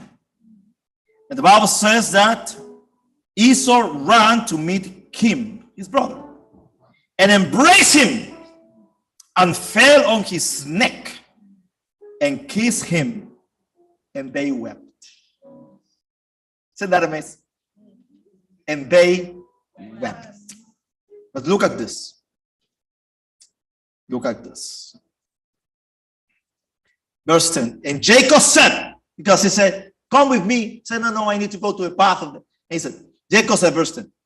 No, please, if I have now found favor in your sight, then receive my present from my hand. Inasmuch I have seen your face, I thought I had seen the face of God, and you were pleased with me. This is deep. It's deep. I wanted to receive it because I have seen your hand as I have seen the face of God. What a change the Holy Spirit operated in these two men. So this is possible today. I wanted to go home with hope. And those that are online, the internet, Zoom, I wanted to go home with hope that it's possible. God can change. He can operate the change in our heart. We only need to let the Holy Spirit to do what He has to do. And also, we have to commit to do our part. Father God, thank you for your message. Thank you for your word. And thank you for the church, FirstIgbo, that received this message. Our hearts are open. We know that we are not worthy, but our hope is in Jesus, the one who is worthy. Today, we are seeking transformation, spiritual transformation, and we know that it's possible. You transform Esau and Jacob, you can transform me today. Father, please stay with us. As we go home, let's talk about it. As we go to bed, let's think about it. Let's ask conversation one another. Let's talk about these verses again during the week. Because you have a message for us. You have an invitation for this church to raise up, move forward. In Jesus' name. God bless you all. Thank you for receiving the word. That was within my hoping the coming of the Lord. We have this faith that Christ alone imparts,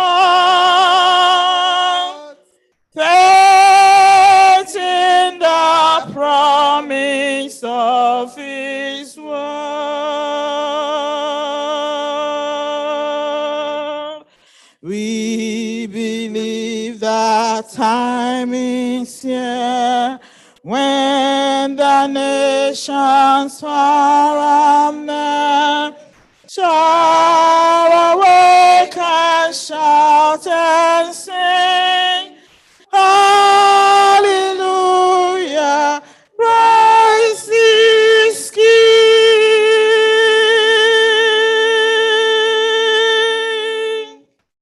We have this hope that burns within us.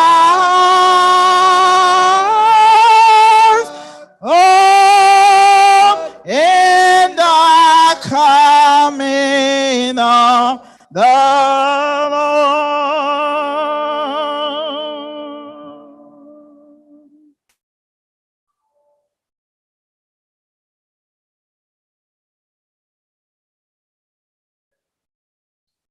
As we meditate on the message we have heard now, speak to the Lord now. If you really heard and received this message, talk to the Lord. There is a part of it that touches you or may have touched you or somebody. Speak to the Lord now. Don't let this moment pass you by. There is a blessing awaiting you right now. Speak to the Lord.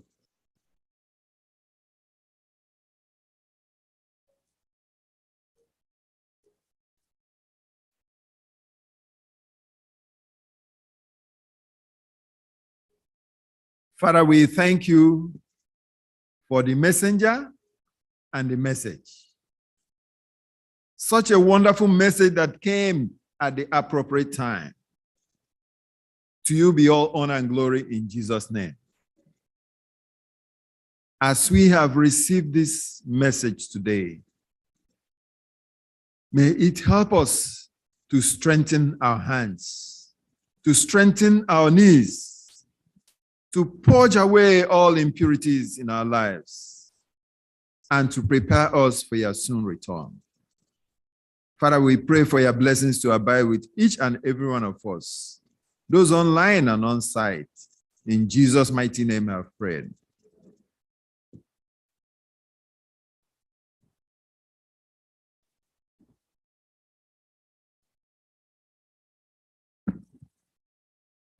Thank you so much, Pastor Rosario, for coming. And we pray that the Lord will continue to bless your ministry in Jesus' name. And to every one of us, I pray the blessings of the Sabbath to abide with us. Please let us remember, starting tomorrow, we have the back to school week of prayer. This is the week of prayer wherein we pray our children up. We pray everyone in school up. So that is why it is called back to school week of prayer.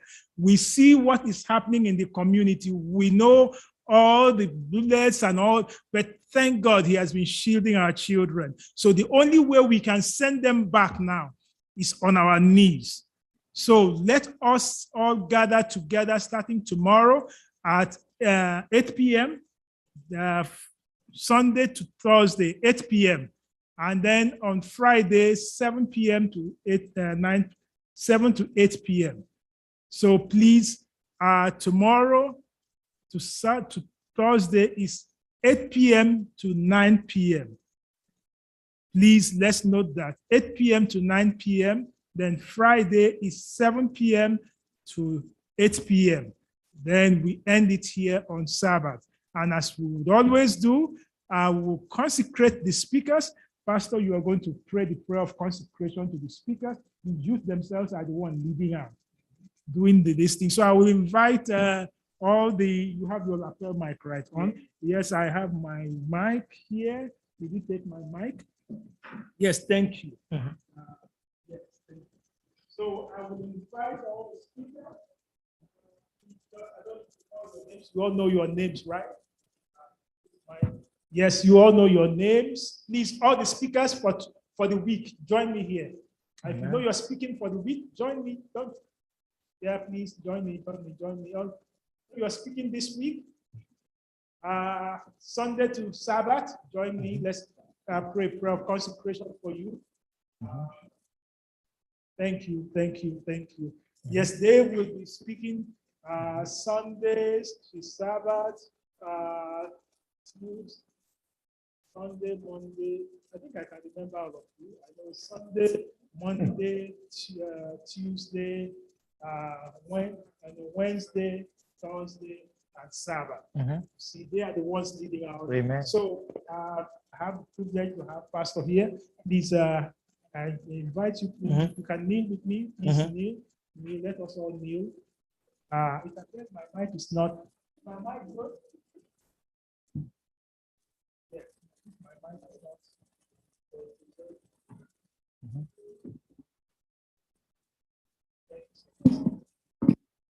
Yes, okay. Thank you so much. Don't, why are you so scattered? Everybody's so. I am my friend there. Please, can we come closer? Huh? Yes, yes. So I can reach everyone. Our hands can reach everyone. Please, my elders, the elders, please join us. Please join us, elders, as we stand around them and pray the prayer of consecration, please. The elders, so at least the hand is on each one. Eh? Yes.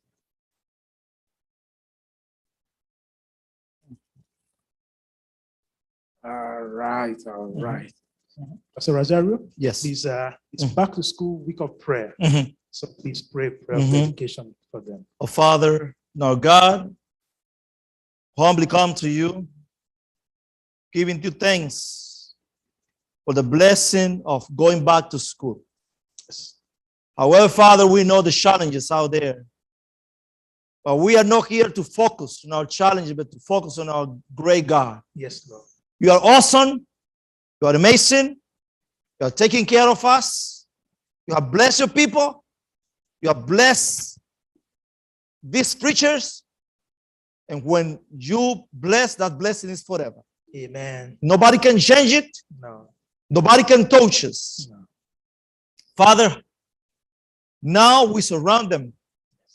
We know for sure that the angels of the Lord are here to surround the people too. Yes, Lord. I pray for each one of them individually, Father. Talk to them. Bless them. Inspire them. Give dreams and visions to them. When they open the word, open their eyes, that they could speak with power. Amen. The power of the Spirit. In an amazing way. In a touching way.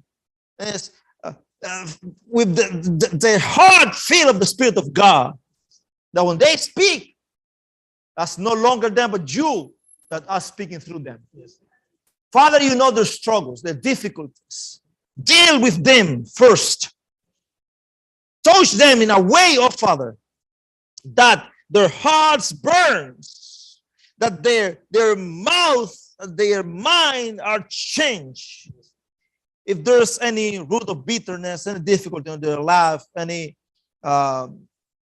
affection of the enemy, put it out, Lord.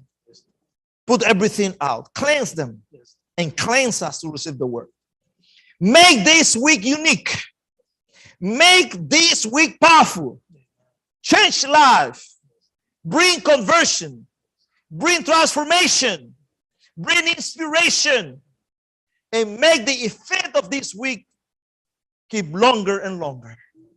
And once they go out, people may know that they are different. That they have been changed by you.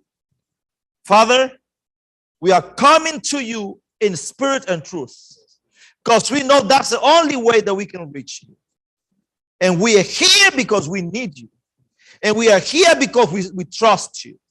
And we are here because we believe that there's power in you. I thank you, Father, for the preachers.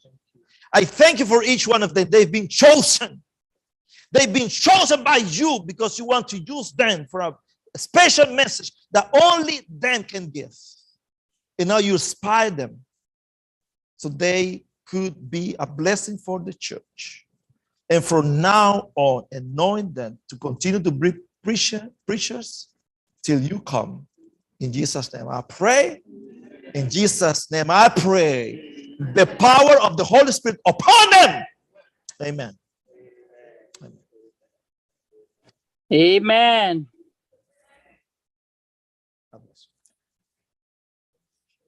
God go with you all and be bold in the name of the Lord. Amen. Amen. God bless. God bless you.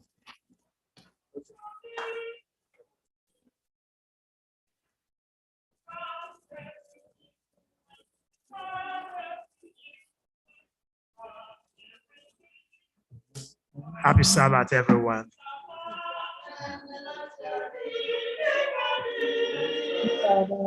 Everyone. God bless you.